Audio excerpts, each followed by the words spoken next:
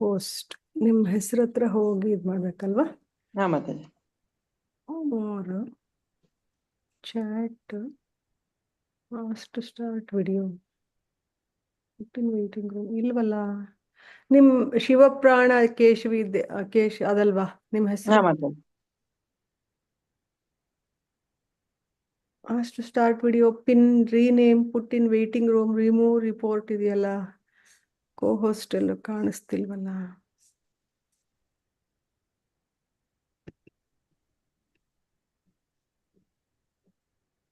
Start video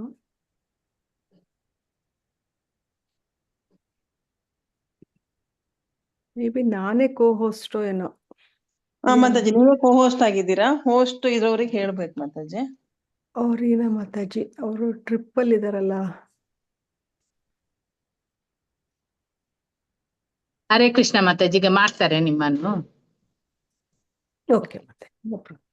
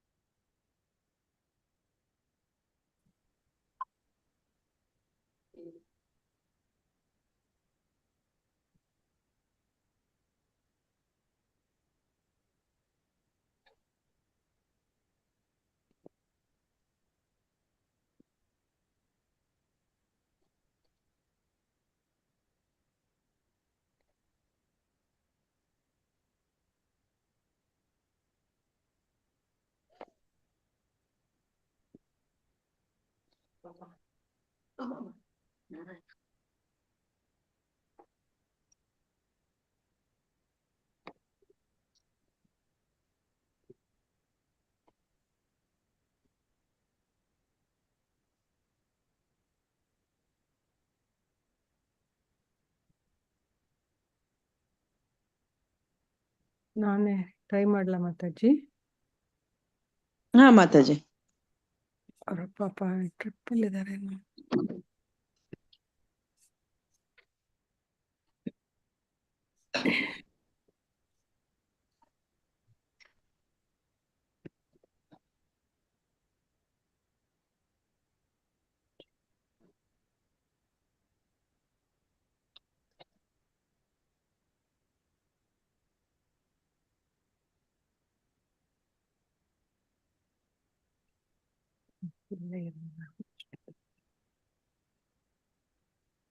ಯಾ 71ನೇ page. Share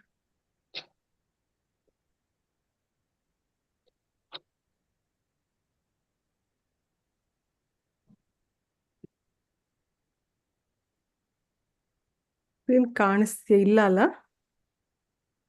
ಹರೇ ಮಾಡಿ ಕೃಷ್ಣ ನೋಡಿ. ಕೋ host ಆಯ್ತು ಮಾತಾಜಿ. ಹಾ ಕೋ ಹೋಸ್ಟ್ ಆಯ್ತು, ಮಾಡಿ. ಆಯ್ತಾ?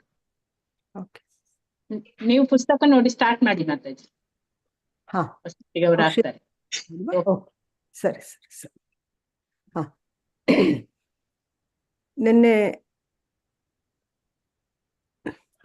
ನಿನ್ನೆ ನೋಡಿದ್ವಲ್ಲ, ಪ್ರಭುಪಾದ್ರು ಅದು 212 ವಾಲ್ಯೂಮ್ನ ಹೇಗೆ ಪ್ರಿಂಟ್ ಮಾಡಬೇಕು ಅಂತ ಅವ್ರ ಶಿಷ್ಯಂದ್ರಿಗೆ ಹೇಳ್ತಾರೆ. ಅವ್ರು 1 ವರ್ಷ ಬೇಕು ಅಂತ ಹೇಳ್ತಾರೆ ಶಿಷ್ಯಂದ್ರು. ಟೈಮ್ ಅಷ್ಟು ಬೇಕಾಗುತ್ತೆ ಅಂತ ಹೇಳಿ ಪ್ರಭುಪಾದ್ರು ಇಲ್ಲ ಇವಾಗ ತಕ್ಷಣನೇ ಆಗ್ಬೇಕು ಅಂತ ಹೇಳ್ತಾರೆ. ಕೊನೆಗೆ ಅದು ಆ ಪ್ರಿಂಟಿಂಗ್ ಪ್ರೆಸ್ಗೆ ಎಲ್ಲ ಪ್ರಭುಪಾದ್ರು ಹೋಗಿ ಆಮೇಲೆ ಬಂಗಾಲಿ ಭಾಷೆಯಲ್ಲಿ ಇರೋದನ್ನ ಅವ್ರ ಲೋಕಲ್ ಭಾಷೆಗೆಲ್ಲ ಹೇಳಿ ಎಲ್ಲ ಇದು ಮಾಡ್ತಾರೆ. ಆಮೇಲೆ ಅವ್ರಿಗೆ ಅನುವಾದ ಮಾಡ್ತಾರೆ, ಅರ್ಥ ಹೇಳ್ಕೊಡ್ತಾರೆ. ಆಮೇಲೆ ಪಿಕ್ಚರ್ಸು ಅಷ್ಟೇ ಅದರಲ್ಲಿ ಚೆನ್ನಾಗಿರೋದು ಹಾಕ್ಬೇಕು ಅಂತ ಹೇಳ್ತಾರೆ. ಆಮೇಲೆ ಅಷ್ಟೊಂದು ಎಕ್ಸ್ಪರ್ಟ್ಸ್ ಇಲ್ಲ. ಅದೆಲ್ಲ ಬರೀ ಲೈನ್ ಡ್ರಾಯಿಂಗ್ಸ್ ಎಲ್ಲ ಹಾಕ್ತಾರೆ. ಪರವಾಗಿಲ್ಲ, ಕುರುಡುಗಣ್ಗಿಂತ ಮೆಲ್ಗಣ್ ಮೇಲು ಅಂತ ಹೇಳಿ ಪ್ರಭುಪಾದರು ಒಪ್ಕೋತಾರೆ. ಆಮೇಲೆ ಅವರು ಪ್ರಪಂಚದಲ್ಲಿ ಇದು ಕೆನಡಾ ಕಡೆ ಎಲ್ಲ ದೇವಸ್ಥಾನನೆಲ್ಲ ನೋಡಕ್ಕೆ ಹೋಗಕ್ಕೆ ಇದು ಮಾಡ್ತಾರೆ.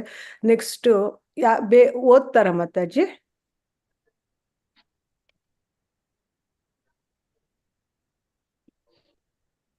ಹರೇ ಕೃಷ್ಣ. ಹರೇ ಕೃಷ್ಣ ಮಾತಾಜಿ. ಇವರು ಎಲ್ಲ ಓದ್ತಾರ? ಅವರು ಮಾತಾಜಿ ಓದಿಸ್ತಾರ ಎಲ್ಲರಿಗೂ? ಹೇಗೆ? ಹಾ.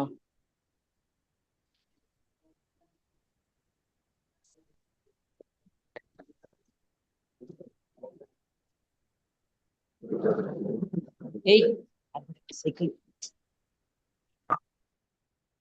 71 ಪೇಜ್ ಇಂದ ಓದ್ಬೇಕು.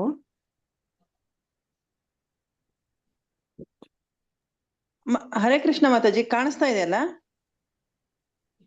ನಂದು ಓಪನ್ ಮಾಡ್ಕೊಂಡಿರೋದು ಕಾಣಿಸ್ತಾ ಇದೆ. ನಾನು ಸ್ಕ್ರೀನ್ ಹೋಯ್ತು ಮಾತಾಜಿ, ಕಾಣಿಸ್ತಿಲ್ಲ.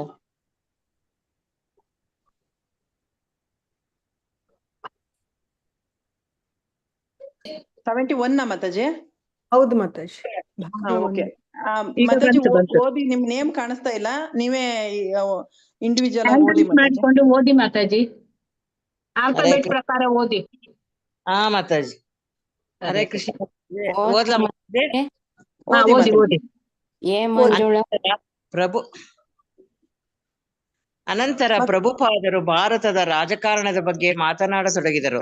ಇಂದಿರಾ ಗಾಂಧಿ ಮತ್ತು ಜಯಪ್ರಕಾಶ್ ನಾರಾಯಣರು ತುಂಬಾ ಕಹಿಯಾದ ವಿರೋಧ ಭಾವದಲ್ಲಿದ್ದರು. ಇಬ್ಬರೂ ಕೂಡ ಮಾನಸಿಕ ಕ್ಷೋಭೆಯಲ್ಲಿದ್ದಾರೆ. ಅವರಿಗೆ ಭಗವದ್ಗೀತೆಯ ಆಧಾರದ ಮೇಲೆ ನಾನು ಕೆಲವು ಮಾತುಗಳನ್ನು ಬರೆಯಬೇಕೆಂದಿದ್ದೇನೆ, ಬರೆಯಬಹುದಲ್ಲವೇ ಎಂದು ಪ್ರಭುಪಾದರು ನುಡಿದರು. ಮುಂದೆ ಪ್ರಭುಪಾದರು ಮತ್ತು ಬ್ರಹ್ಮಾನಂದರ ನಡುವೆ ಹೀಗೆ ಸಂಭಾಷಣೆ ಸಾಗಿತ್ತು. ಶೀಲ ಪ್ರಭುಪಾದ: ಇಂದಿರಾ ಗಾಂಧಿ ಆಗಾಗ ತಮ್ಮ ಗುರು ಆನಂದಮಾಯಿಯವರನ್ನು ನೋಡಲಿಕ್ಕೆ ಹೋಗುತ್ತಾರಂತೆ. ಬ್ರಹ್ಮಾನಂದ ಆನಂದಮಾಯಿ ಹರೇ ಕೃಷ್ಣ ಜಪದ ಬಗ್ಗೆ ಪೂರಕವಾಗಿ ಮಾತನಾಡಿದರಂತೆ. ಪ್ರಭುಪಾದ: ತಮಾಲ ಕೃಷ್ಣ ಭವಾನಂದ ಸತ್ಸ್ವರೂಪ, ನೀವೇನು ಹೇಳುತ್ತೀರಿ? ನಾನು ಅವರಿಗೆ ಪತ್ರ ಬರೆಯಲೇ? ನಿನ್ನೆ ರಾತ್ರಿ ಪತ್ರದ ಒಕ್ಕಣೆಯನ್ನು ಸಿದ್ಧ ಮಾಡಿದ್ದೇನೆ, ನೀವು ಬಂದು ನೋಡಿ. ನಾವಂತೂ ಪ್ರಯತ್ನಿಸೋಣ, ಎಲ್ಲರಿಗೂ ಒಳ್ಳೆಯದಾಗಬೇಕು ಎಂಬುದೇ ನಮ್ಮ ಬಯಕೆ. ಅದಕ್ಕೆ ಒಂದೇ ಮದ್ದು, ಹರೇ ಕೃಷ್ಣ. ಎಲ್ಲಾ ದೋಷಗಳಿಗೂ ಅದೊಂದೇ ಔಷಧಿ. ಪರ ದುಃಖ ದುಃಖಿ ಜನ ಸುಮ್ಮನೆ ಪಾಡುಪಡುತ್ತಿದ್ದಾರೆ. ಪ್ರಭುಪಾದರು ಹರೇ ಕೃಷ್ಣ ಮಾತಾಜಿ. ನೆಕ್ಸ್ಟ್ ಯಾರು ಓದಿ ಮಾತಾಜಿ? ಎಲ್ಲಿಂದ ಮಾತಾಜಿ? ಓದ್ಲಾ? ಜನರು ಸುಮ್ಮನೆ ಪಾಡು ಪಡುತ್ತಿದ್ದಾರೆ. ಪ್ರಭುಪಾದರು ಇಲ್ಲಿಂದ ಪ್ರಭುಪಾದರು ಪತ್ರ ಕಳಿಸುವುದು. ಹರೇ ಕೃಷ್ಣ ಮಾತಾಜಿ. ಪ್ರಭುಪಾದರು ಪತ್ರ ಕಳಿಸುವುದು ಒಳ್ಳೆಯದೆಂದು ಭಕ್ತರು ಅಭಿಪ್ರಾಯಪಟ್ಟರು. ಆದರೂ ಈ ರಾಜಕಾರಣಿಗಳು ಇಂತಹ ಉಪದೇಶವನ್ನು ಕೇಳುತ್ತಾರೆಯೇ? ಇಂತಹ ಪುಸ್ತಕಗಳನ್ನು ಕಡೇ ಪಕ್ಷ ಓದಿಯಾದರೂ ಓದುತ್ತಾರೆಯೇ ಎಂಬುದು ಅವರೆಲ್ಲರ ಸಂದೇಹವಾಗಿತ್ತು.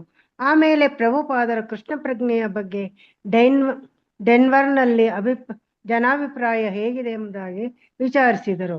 ಸತ್ಸ್ವರೂಪ ಭಾನುವಾರವಂತೂ ತುಂಬಾ ಜನರು ಬರುತ್ತಾರೆ ಎಂದರು. ಅಂತೂ ನಾವು ಆಸೆ ಇಟ್ಟುಕೊಳ್ಳಬಹುದು.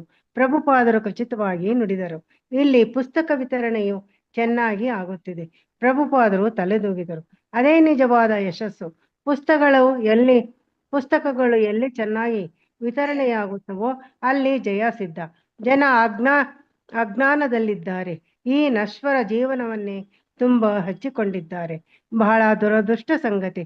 ನಾವು ಪುಸ್ತಕಗಳಲ್ಲಿ ನಿಜವಾದ ಜೀವನ ಯಾವುದು ಎಂಬುದನ್ನು ವಿವರಿಸಲು ಯತ್ನಿಸುತ್ತಿದ್ದೇವೆ. ಪ್ರಭುಪಾದರು ಉದ್ಯಾನವನಕ್ಕೆ ಬಂದರು.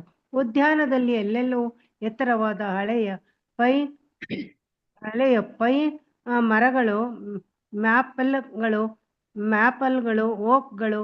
ಕಾರಿನಿಂದಿಳಿದವರು ಪ್ರಭುಪಾದರು ಕೊಳುವೊಂದರ ಸಮೀಪಕ್ಕೆ ಬಂದು ನಿಂತರು. ದೂರದಲ್ಲಿ ಡೆನ್ವರ್ನ ಕ್ಷಿತಿಜ ಮತ್ತು ಶಿಲಾಪರ್ವತಗಳು ಕಾಣಿಸುತ್ತಿದ್ದವು. ಬಾತುಕೋಳಿಗಳು ಕೂಗು ಕಿವಿಗೆ ಬೀಳುತ್ತಿತ್ತು. ಅಷ್ಟರಲ್ಲಿ ಭಕ್ತರನ್ನು ತುಂಬಿಕೊಂಡಿದ್ದ ಇನ್ನೊಂದು ಕಾರು ಬಂತು. ಪ್ರಭುಪಾದರು ತಮ್ಮ ಶಿಷ್ಯರೊಂದಿಗೆ ಸರೋವರದ ಪಕ್ಕದಲ್ಲಿ ನಡೆಯುತ್ತಾ ತುಂಬಾ ಚೆಲುವಾದ ಉದ್ಯಾನ ನಗರಕ್ಕೆ ದೂರ ಕೂಡ ಇಲ್ಲ ಎಂದು ಉದ್ಗರಿಸಿದರು. ಹೀಗೆ ಹರೇ ಕೃಷ್ಣ ನಡೆಯುತ್ತಾ ಮಾತಾಜಿ. ಹರೇ ಕೃಷ್ಣ ಮಾತಾಜಿ, ಧನ್ಯವಾದಗಳು. ಧನ್ಯವಾದಗಳು ಮಾತಾಜಿ. ನೆಕ್ಸ್ಟ್ ಓದಿ ಮಾತಾಜಿ. ಹೀಗೆ ನಡೆಯುತ್ತಾ ಅವರು ನ್ಯಾಚುರಲ್ ಹಿಸ್ಟರಿಯ ಮ್ಯೂಸಿಯಂ ಕಟ್ಟಡದ ಬಳಿಗೆ ಬಂದರು. ಓಹೋ, ಇಲ್ಲಿಯೂ ಕೂಡ ಡಾರ್ವಿನ್ ಸಿದ್ಧಾಂತವೇ ಎಷ್ಟು ಅವರ ಇಡೀ ನಾಗರಿಕತೆಯೇ ಡಾರ್ವಿನ್ ಸಿದ್ಧಾಂತದ ಮೇಲೆ ನಿಂತಿದೆ. ಚರಿತ್ರೆಯನ್ನು ನೀವು ಎಷ್ಟು ಉದ್ದಕ್ಕೆ ಎಳೆಯುತ್ತೀರಿ? ನಿಮಗೆ ಸೂರ್ಯನ ಇತಿಹಾಸ ಗೊತ್ತೇ? ಅದು ಸೃಷ್ಟಿಯಾದದ್ದು ಯಾವಾಗ? ಅದು ಕಾಣಿಸಿಕೊಂಡಿದ್ದು ಯಾವಾಗ?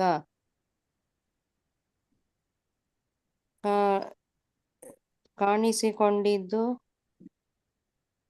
ಇತಿಹಾಸ. ಯಾವಾಗ ಡಾರ್ವಿನ್ ನಮಗೆ ಸೂರ್ಯನ ಇತಿಹಾಸವನ್ನು ತಿಳಿಸಬಲ್ಲನೆ, ಚಂದ್ರನ ಇತಿಹಾಸವನ್ನ, ಆಕಾಶದ ಇತಿಹಾಸವನ್ನ. ಎಲ್ಲಿದೆ ನಿಮ್ಮ ಚರಿತ್ರೆ? ಚರಿತ್ರೆ ಇದೆ, ಆದರೆ ನಿಮ್ಮ ಚರಿತ್ರೆ ಎಲ್ಲಿದೆ? ಸುಮ್ಮನೆ ಕಲ್ಪಿಸಿ. ಕೆಲಸಕ್ಕೆ ಬಾರದು ಏನೋ ಬಿದ್ದಿತ್ತು, ಅದೇ ಆಮೇಲೆ ಸೂರ್ಯ ಚಂದ್ರ ಆಯಿತು. ನಾನು ಕೂಡ ಅದರದ್ದೇ ಒಂದು ಅಭಿವ್ಯಕ್ತಿ. ನಿಮಗೇನು ಗೊತ್ತಿದೆ? ಈ ಅದ್ಭುತ ವಿಶ್ವ ಹೇಗೆ ಅಸ್ತಿತ್ವಕ್ಕೆ ಬಂತು? ಸೂರ್ಯನು ಹೊಳೆಯುವ ಬಂಗಾರದ ಕಿರಣಗಳನ್ನು ಚೆಲ್ಲುತ್ತಾ ಉದಯಿಸಿದನು. ವಾತಾವರಣ ಆ ಕಿರಣಗಳಿಂದ ಬೆಚ್ಚಗಾಯಿತು. ಸಮುದ್ರ ಮಟ್ಟದಿಂದ ತುಂಬಾ ಎತ್ತರದಲ್ಲಿದ್ದ ಡೆನ್ವರ್ ನಗರದ ಒಳ್ಳೆಯ ಹವಾಗುಣದ ಬಗ್ಗೆ ಭಕ್ತರು ಪ್ರಭುಪಾದರಿಗೆ ಹೇಳಿದರು. ಪ್ರಭುಪಾದರು ಪಂಜಾಬಿನಲ್ಲಿರುವಂತೆ ಅನಿಸುತ್ತಿದೆ ಎಂದರು. ಕೊಲರಾಡೋ ಪ್ರಾಂತ್ಯದ ಪ್ರಧಾನ ಉದ್ದಿಮೆ ಮಾಂಸ ಮಾರಾಟವಾಗಿದ್ದುದರಿಂದ ಅದನ್ನು ಗೋಪ್ರಾಂತ್ಯ ಎಂದು ಕರೆಯುತ್ತಿದ್ದರೆಂಬುದು ಪ್ರಭುಪಾದರಿಗೆ ತಿಳಿದು ಬಂತು. ಸಾಕಾ ಮಾತಾಜಿ? ಮಾತಾಜಿ ಇನ್ನೊಂದ್ ಪೇರ ಓದ್ಲಿಕ್ಕಾದ್ರೆ ಓದಿ, ಇಲ್ಲಾಂದ್ರೆ ನೆಕ್ಸ್ಟ್ ಓದ್ತಾರೆ. Next. ಪ್ರಭುಪಾದರು ಪ್ರಾಣಿ ಸಂಗ್ರಹಾಲಯವನ್ನು ದಾಟಿ ಬೆಟ್ಟವನ್ನು ಇಳಿಯಲಾಗಿದರು. ಸಿವಿಲ್ ವಾರ್ಗೆ ಬಳಸಲಾಗಿದ್ದ ಫಿರಂಗಿಯನ್ನು ಅವರು ನೋಡಿದರು. ಹೂ ತುಂಬಿದ ಮೈದಾನಗಳು, ಹಸಿರು ಬಯಲುಗಳು, ಎತ್ತರವಾದ ಪೈನ್ ವೃಕ್ಷಗಳು, ಜುಲೈ ತಿಂಗಳಿಗೆ ಹೆಚ್ಚು ಅನ್ನಬಹುದಾದ ಚಳಿ. ಉದಿಸುತ್ತಿದ್ದ ಸೂರ್ಯನ ಪ್ರಖರತೆ ಮಾತ್ರ ಅಪೂರ್ವವಾಗಿತ್ತು. ಬೂದು ಬಣ್ಣದ ಶಾಲು ಹೊದ್ದು ವೇಗವಾಗಿ ನಡೆಯುತ್ತಿದ್ದ ಶ್ರೀಲ ಪ್ರಭುಪಾದರು ಬಂಗಾರದ ಬೆಳಕಿನಲ್ಲಿ ತೊಯ್ದವರ ಹಾಗೆ ಕಾಣುತ್ತಿದ್ದರು. ಹರೇ ಕೃಷ್ಣ. ಬೇರೆ ಓದಿ. ಆಗಾಗ ಅವರು ಶಿಷ್ಯರೊಂದಿಗೆ ಮಾತನಾಡುತ್ತಾ ದ್ರುತಗತಿಯಲ್ಲಿ ನಡೆಯುತ್ತಿದ್ದರು. ಮಾತನಾಡುತ್ತಾ ಪ್ರಭುಪಾದರು ಗೋಪಾಲ್ ಅಗರವಾಲರ ಹೆಸರನ್ನು ಹೇಳಿದರು. 1965ರಲ್ಲಿ ಪ್ರಭುಪಾದರು ಮೊದಲ ಬಾರಿಗೆ ಅಮೆರಿಕಗೆ ಬಂದಾಗ ಅವರ ಮನೆಯಲ್ಲಿ ಉಳಿದಿದ್ದರಂತೆ. ಈ ಗೋಪಾಲರ ತಂದೆ ಮಧುರೆಯಲ್ಲಿ ಒಬ್ಬ ದೊಡ್ಡ ಶ್ರೀಮಂತ. ಗೋಪಾಲ ಎಲೆಕ್ಟ್ರಿಕಲ್ ಇಂಜಿನಿಯರ್ ಆಗಿ ಅಮೆರಿಕಗೆ ಬಂದಿದ್ದರು. ಅವರು ಇಂಡಿಯಾದಲ್ಲಿದ್ದೇ ಇದಕ್ಕಿಂತ ಹೆಚ್ಚು ಸಂಪಾದಿಸಬಹುದಾಗಿತ್ತು. ಗೋಪಾಲರ ಹೆಂಡತಿ ಸಾಮಾನ್ಯವಾಗಿ ಹೇಳುತ್ತಿದ್ದರಂತೆ, ನಮ್ಮ ಯಜಮಾನರು ಒಂದು ರೀತಿ ಪರಿತ್ಯಕ್ತ ಮಗ ಎಂದು.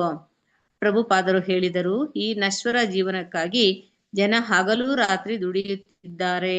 ಇದಕ್ಕಿಂತ ಕಡಿಮೆ ಶ್ರಮದಲ್ಲಿ ಅವರು ಭಗವದ್ಧಾಮವನ್ನು ಸೇರಬಹುದು. ಕೇವಲ ಒಂದು ಒಳ್ಳೆಯ ಕಾರಿಗಾಗಿ, ಹೆಂಡತಿಗಾಗಿ, ಮಕ್ಕಳಿಗಾಗಿ ಮಿತಿಮೀರಿ ಕಷ್ಟಪಡುತ್ತಿದ್ದಾರೆ. ಇದೇ ಶ್ರಮವನ್ನು ಕೃಷ್ಣ ಪ್ರಜ್ಞೆಯಲ್ಲಿ ತೊಡಗಿಸಿದ್ದರೆ ಭಗವದ್ಧಾಮಕ್ಕೆ ಅವರು ಮರಳಿ ಹೋಗಬಹುದಿತ್ತು. ಏನು ಕಮ್ಮಿಯಾಗಿದೆ ನಮ್ಮಲ್ಲಿ? ಕೃಷ್ಣ ಪ್ರಜ್ಞೆಯ ಬೇಕಾದಷ್ಟು ಭಕ್ತರು ನಮ್ಮಲ್ಲಿದ್ದಾರೆ. ಏನು ದೋಷ? ಏತಕ್ಕಾಗಿ ಈ ಸಾಮಾನ್ಯ ಕರ್ಮದಲ್ಲಿ ಇವರು ತೊಡಗಿದ್ದಾರೆ? ನಿಮಗೆ ನನ್ನ ಮಾತು ಹಿಡಿಸುತ್ತಿಲ್ಲವೇ? ನಿಮ್ಮ ಅನಿಸಿಕೆ ಏನು? ಇವರು ಇಷ್ಟೆಲ್ಲ ಮಾಡುತ್ತಾರೆ, ಕೊನೆಗೆ ಸತ್ತ ಮೇಲೆ ಒಂದು ಬೆಕ್ಕೋ, ನಾಯಿಯೋ, ಮರವೋ ಆಗಿ ಹುಟ್ಟುತ್ತಾರೆ. ಆಗ ಒಬ್ಬ ಭಕ್ತ ಹರೇ ಕೃಷ್ಣ ಮಾತಾಜಿ. ಹರೇ ಕೃಷ್ಣ.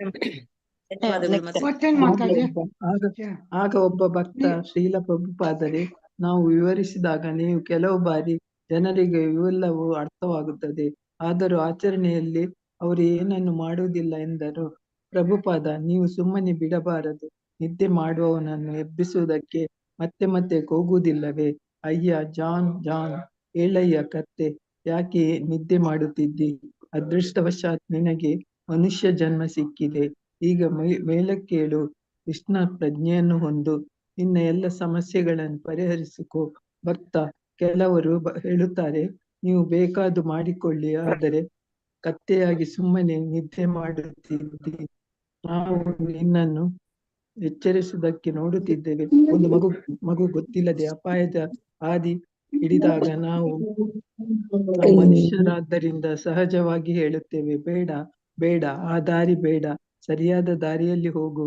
ಅವರನ್ನು ಕಾಪಾಡಲು ಯತ್ನಿಸುತ್ತೇವೆ. ನಮ್ಮ ಜವಾಬ್ದಾರಿ ಅದು, ಬೇರೆಯವರನ್ನು ಒಳ್ಳೆಯದು ಮಾಡುವುದು. ಚೈತನ್ಯ ಮಹಾಪ್ರಭುಗಳ ಉದ್ದೇಶವೇ ಇದು. ಈ ಮನುಷ್ಯ ನರಕಕ್ಕೆ ಹೋಗುತ್ತಿದ್ದಾನೆ, ಹಾಳಾಗಿ ಹೋಗಲಿ, ನಾನು ಸುಖವಾಗಿದ್ದರೆ ಸಾಕು, ಹೀಗೆ ಯೋಚಿಸುವುದು ಮನುಷ್ಯತ್ವವಲ್ಲ. ಭಕ್ತ ಶ್ರೀಲ ಪ್ರಭು ಓದಿ. ಭಕ್ತ ಮಾತಾಜಿ, ಹರೇ ಕೃಷ್ಣ. ಭಕ್ತ ಶ್ರೀಲ ಪ್ರಭುಪಾದರೆ ಬಹಳ ಸಲ ಅವರು ಹೇಳುತ್ತಾರೆ, ಅವರ ದೃಷ್ಟಿಯಲ್ಲಿ ನಾವು ಪಲಾಯನವಾದಿಗಳು, ನಮಗೆ ಮಾಡುವುದಕ್ಕೆ ಕೆಲಸವಿಲ್ಲ, ಜೀವನ ನಿರ್ವಹಣೆಗೆ ಮೊದಲು ನಾವು ಒಂದು ಕೆಲಸ ಹಿಡಿಯಬೇಕು. ಪ್ರಭುಪಾದ ಅಜ್ಞಾತ ಟೀಕಾಕಾರರನ್ನು ಉದ್ದೇಶಿಸಿದ ಹಾಗೆ, ಅಯ್ಯೋ ಕತ್ತೆ, ನಿನ್ನ ಹತ್ತಿರ ಹಣ ಇಲ್ಲ, ನೀನು ಕೆಲಸ ಮಾಡು. ಆದರೆ ನಾವು ಶ್ರೀಮಂತರು, ಕೃಷ್ಣನ ಮಕ್ಕಳು ನಾವು, ಕತ್ತೆ ಹಾಗೆ ನಾವೇಕೆ ದುಡಿಯಬೇಕು? ಕತ್ತೆ ಮಾತ್ರ ಕೆಲಸಕ್ಕೆ ಬಾರದ ಕೆಲಸ ಮಾಡುತ್ತದೆ, ನಾವು ಕತ್ತೆಗಳಲ್ಲ. ಪ್ರಭುಪಾದರು ಹೇಳಿದರು, ಭಗವದ್ಗೀತೆಯು ಭಗವಾನ್ ಕೃಷ್ಣನನ್ನು ಪ್ರತಿಯೊಂದು ವಸ್ತುವಿಗೂ ಯಜಮಾನ ಎಂದು ಸ್ಥಾಪಿಸುತ್ತದೆ. ಆದುದರಿಂದ ಕೃಷ್ಣನ ಸೇವಕರು ಕತ್ತೆಗಳ ಹಾಗೆ ಹಗಲು ರಾತ್ರಿ ದುಡಿಯಬೇಕೆಂದು ನಾವು ನಿರೀಕ್ಷಿಸಬಾರದು. ಕತ್ತೆಗಳು ಕಷ್ಟಪಟ್ಟು ದುಡಿಯುತ್ತವೆ, ಮನುಷ್ಯರಲ್ಲ. ಶ್ರೀಮದ್ ಭಾಗವತದಲ್ಲಿ ಋಷಭದೇವನು ಇದನ್ನೇ ಹೇಳುತ್ತಾನೆ, ಮನುಷ್ಯ ಜೀವಿತವಿರುವುದು ಕೇವಲ ಆಹಾರ ಮತ್ತು ಕಾಮೋಪಭೋಗಕ್ಕಾಗಿ ಕಷ್ಟಪಟ್ಟು ಮಾತಾಜಿ ಎಲ್ಲ ಲಾಸ್ಟ್ ಲೈನ್, ಪೇಜ್ ಲಾಸ್ಟ್ 2ನೇ ಲೈನ್ ನೋಡಿ. ಆದುದರಿಂದ ಕೃಷ್ಣನ ಸೇವಕರಾದ ಆಯ್ತು, ಮನುಷ್ಯರಲ್ಲ. ಶ್ರೀಮದ್ ಭಾಗವತದಲ್ಲಿ ಋಷಭದೇವನು ಇದನ್ನೇ ಹೇಳುತ್ತಾನೆ, ಮನುಷ್ಯ ಜೀವಿತವಿರುವುದು ಕೇವಲ ಆಹಾರ ಮತ್ತು ಕಾಮೋಪಭೋಗಕ್ಕಾಗಿ ಕಷ್ಟಪಟ್ಟು ದುಡಿಯುವುದಕ್ಕಲ್ಲ. ಹಂದಿಗಳು ಆ ಕೆಲಸ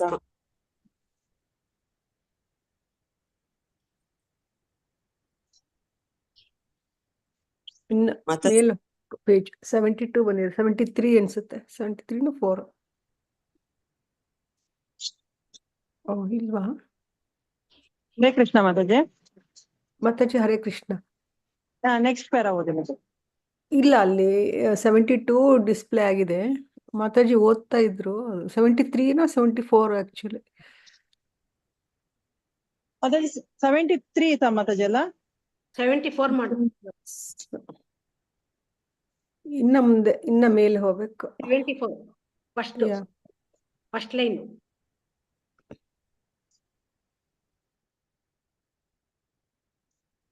ಹರೇ ಕೃಷ್ಣ ಮಾತಾಜಿ ಓದಿ. ಸಾರಿ ಓದಿ. ಇದು ಇಲ್ಲಿ ಓದ್ತಾ ಇದ್ರು. ಇಷ್ಟು ಹೇಳಿ ಪ್ರಭುಪಾದರು ಹೀಗೆ ಮುಂದುವರಿಸಿದರು, ಅವರಿಗೆ ಹೇಳಿ, ಅವರು ಹಂದಿಗಳ ಹಾಗೆ ದುಡಿಯುತ್ತಿದ್ದಾರೆ, ನಾವು ಮನುಷ್ಯರಂತೆ ಜೀವಿಸುತ್ತಿದ್ದೇವೆ, ಅಷ್ಟೇ ವ್ಯತ್ಯಾಸ. ಒಬ್ಬ ವ್ಯಕ್ತಿ ಹಂದಿ ಹಾಗೆ ಕಷ್ಟಪಟ್ಟು ದುಡಿಯದಿದ್ದರೆ ಅವನು ಪಲಾಯನವಾದಿ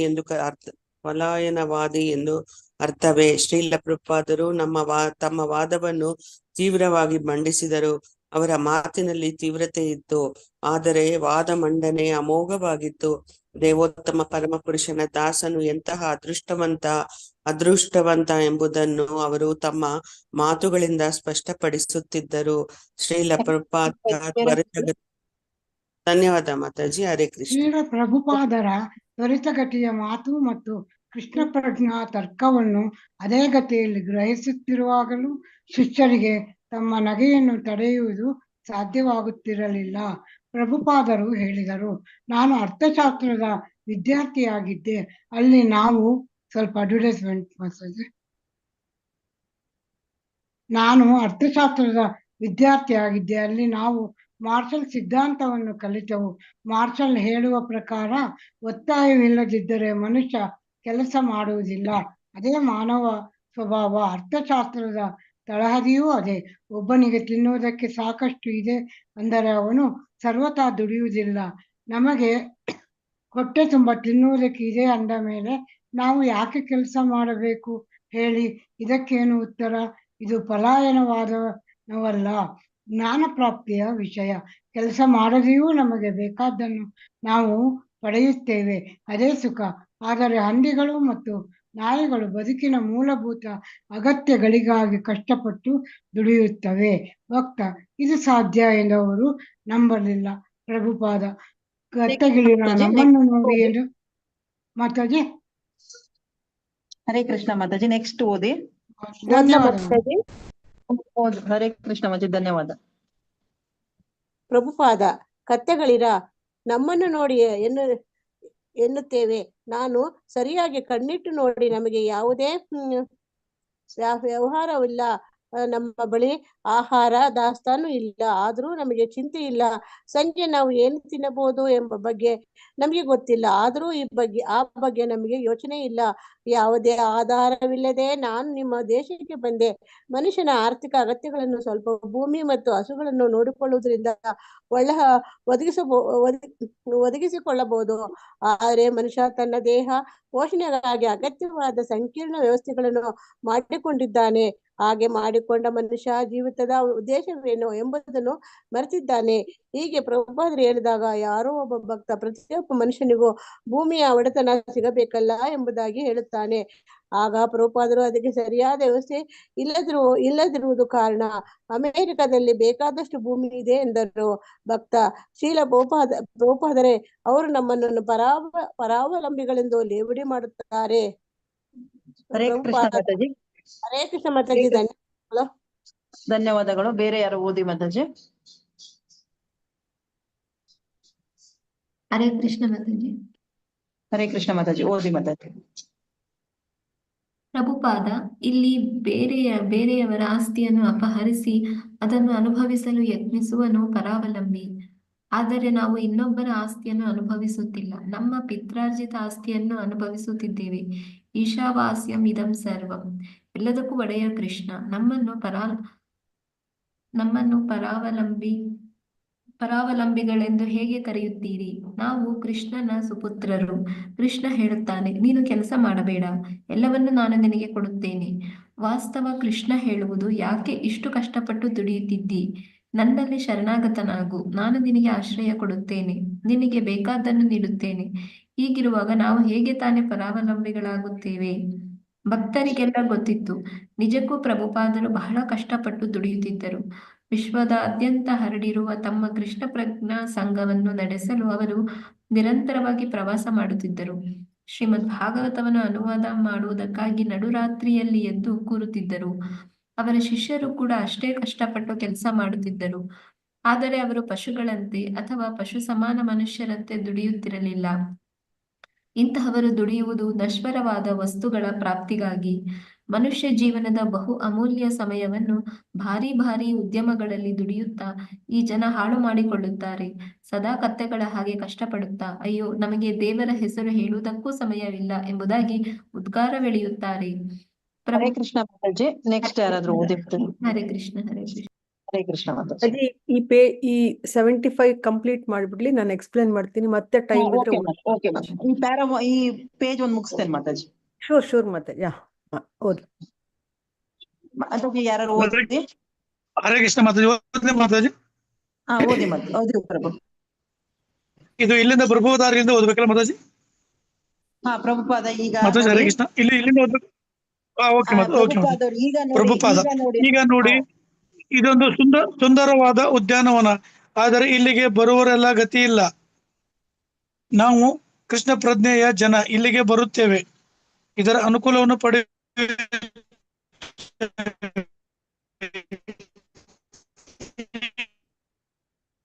ಅನುಕೂಲಗಳು ಪಡೆಯುವುದಿಲ್ಲ, ನಾವು ಪಡೆಯುತ್ತೇವೆ. ಅಂದರೆ ನಮ್ಮ ಸಿದ್ಧಾಂತ ಇಷ್ಟೇ, ನೀವು ಕಷ್ಟಪಟ್ಟು ಕೆಲಸ ಮಾಡಿ ನಾವು ಅನುಕೂಲವನ್ನು ಪಡೆಯುತ್ತೇವೆ. ಇದು ಪಲಾಯನವಾದವಲ್ಲ, ಬುದ್ಧಿವಂತಿಕೆ. ಶ್ರೀಲ ಪ್ರಭುಪಾದರು ಕೊಟ್ಟ ಉದಾಹರಣೆ ಹೊಸ ಬೆಳಕು ಚೆಲ್ಲುವಂತಿತ್ತು. ವಾಸ್ತವ ಸತ್ಯದ ಅರಿವಾಗಿ ಅವರು ಗಟ್ಟಿಯಾಗಿ ನಕ್ಕರು. ಭಕ್ತರು ಸಂತೋಷವಾಗಿ ತಮ್ಮ ಗುರುವಿನ ಜೊತೆಯಲ್ಲಿ ಆ ಉದ್ಯಾನದಲ್ಲಿ ನಡೆಯುತ್ತಿದ್ದರು. ಇವರನ್ನು ಬಿಟ್ಟರೆ ಬೇರೆ ಯಾರೂ ಆ ಉದ್ಯಾನದಲ್ಲಿ ಸಂತೋಷ ಅನುಭವಿಸಲು ಬಂದಿರಲಿಲ್ಲ. ಪ್ರಭುಪಾದ, ನೀವು ಬಂದು ನಮ್ಮನ್ನು ನೋಡಿಕೊಳ್ಳಿ ಎಂದರೆ ಅವರು ಬರುವುದಿಲ್ಲ. ನಮ್ಮ ಕೆಲಸ ನಮಗೆ ಎನ್ನುತ್ತಾರೆ. ನಾವು ಒಬ್ಬರನ್ನೊಬ್ಬರು ಕರೆಯುತ್ತೇವೆ, ಇಲ್ಲಿ ಬನ್ನಿ, ಅವರು ಬರುವುದಿಲ್ಲ. ನಮ್ಮನ್ನು ಕಂಡರೆ ಅವರಿಗೆ ಹೊಟ್ಟೆಕಿಚ್ಚು. ನಾವು ಪಲಾಯನವಾದಿಗಳು, ನಾವು ಪರಾವಲಂಬಿಗಳು ಎಂದು ಮುಂತಾಗಿ ಹೇಳುತ್ತಾರೆ. ನಮ್ಮ ಬಳಿ ಬೇಕಾದಷ್ಟು ಕಾರುಗಳು, ಭಕ್ತರು ಮುಖಗಳು ತೇಜೋಮಯವಾಗಿ ಅದನ್ನು ಅವರು ನೋಡುತ್ತಾರೆ. ನಾವು ಸುಖವಾಗಿ ಊಟ ಮಾಡುತ್ತೇವೆ, ನಮಗೆ ಯಾವ ಸಮಸ್ಯೆಗಳು ಇಲ್ಲ. ಆದರೆ ನಾವು ಬನ್ನಿ ಎಂದರೆ ಅವರು ಬರುವುದಿಲ್ಲ. ಅದು ತುಂಬಾ ಕಷ್ಟ. ಹರೇ ಕೃಷ್ಣ ನಾಮ ಜಪ ಮಾಡಿ ನರ್ತನ ಮಾಡಿ ಎಂದು ನಾವು ಹೇಳಿದರೆ ಓಹೋ, ಅದು ಅವರಿಗೆ ಭಾರಿ ಕಷ್ಟದ ಕೆಲಸ. ಇಲ್ಲಿಗೆ ಬಂದ ಕೂಡಲೇ ಅವರಿಗೆ ಗೊತ್ತಾಗ ಇಲ್ಲಿ ಟೀ ಇಲ್ಲ, ಮದ್ಯಪಾನವಿಲ್ಲ, ಮಾಂಸವಿಲ್ಲ, ಸಿಗರೇಟ್ ಇಲ್ಲ, ನಾವು ಆ ವಸ್ತುಗಳಿಂದ ಪಲಾಯನ ಮಾಡುತ್ತೇವೆ ಎಂದು ಬೇಕಾದರೆ ನೀವು ಹೇಳಿ. ಆದರೆ ನಾವು ಸಂತೋಷದಿಂದ ಪಲಾಯನ ಮಾಡುತ್ತಿಲ್ಲ. ಆದರೆ ಅವರು ಪಲಾಯನ ಮಾಡುತ್ತಿರುವುದು ಸಂತೋಷದಿಂದ. ಡೆನ್ವರ್ನಲ್ಲಿದ್ದ ಹರೇ ಕೃಷ್ಣ ಪ್ರಭು. ಹರೇ ಕೃಷ್ಣ ಮಾತಾಜಿ. ಧನ್ಯವಾದಗಳು. ಧನ್ಯವಾದಗಳು. ಮಾತಾಜಿ ಇದು ಎಕ್ಸ್ಪ್ಲೇನ್ ಮಾಡಿ ಮಾತಾಜಿ. 72 ಹೋಗ್ತೀರಾ ಮಾತಾಜಿ? 72 ಪೇಜ್. 72. 72 ಅಲ್ಲ ಮಾತಾಜಿ? ಹೌದು. ಓಕೆ ಮಾತಾಜಿ. ನಿನ್ನೆ ನೋಡಿದ್ವಲ್ಲ, ಪ್ರಭುಪಾದ್ರು ಕಾರಿಂದ ಇಳಿದ್ಬಿಟ್ಟು, ಅದು ಆಕ್ಚುಲಿ ಅದು ಓದಿತ್ತು, ಮರ್ತ್ಬಿಟ್ಟೆ, ಮತ್ತೆ ಓದ್ರದ್ ಪರವಾಗಿಲ್ಲ, ತೊಂದ್ರೆ ಇಲ್ಲ.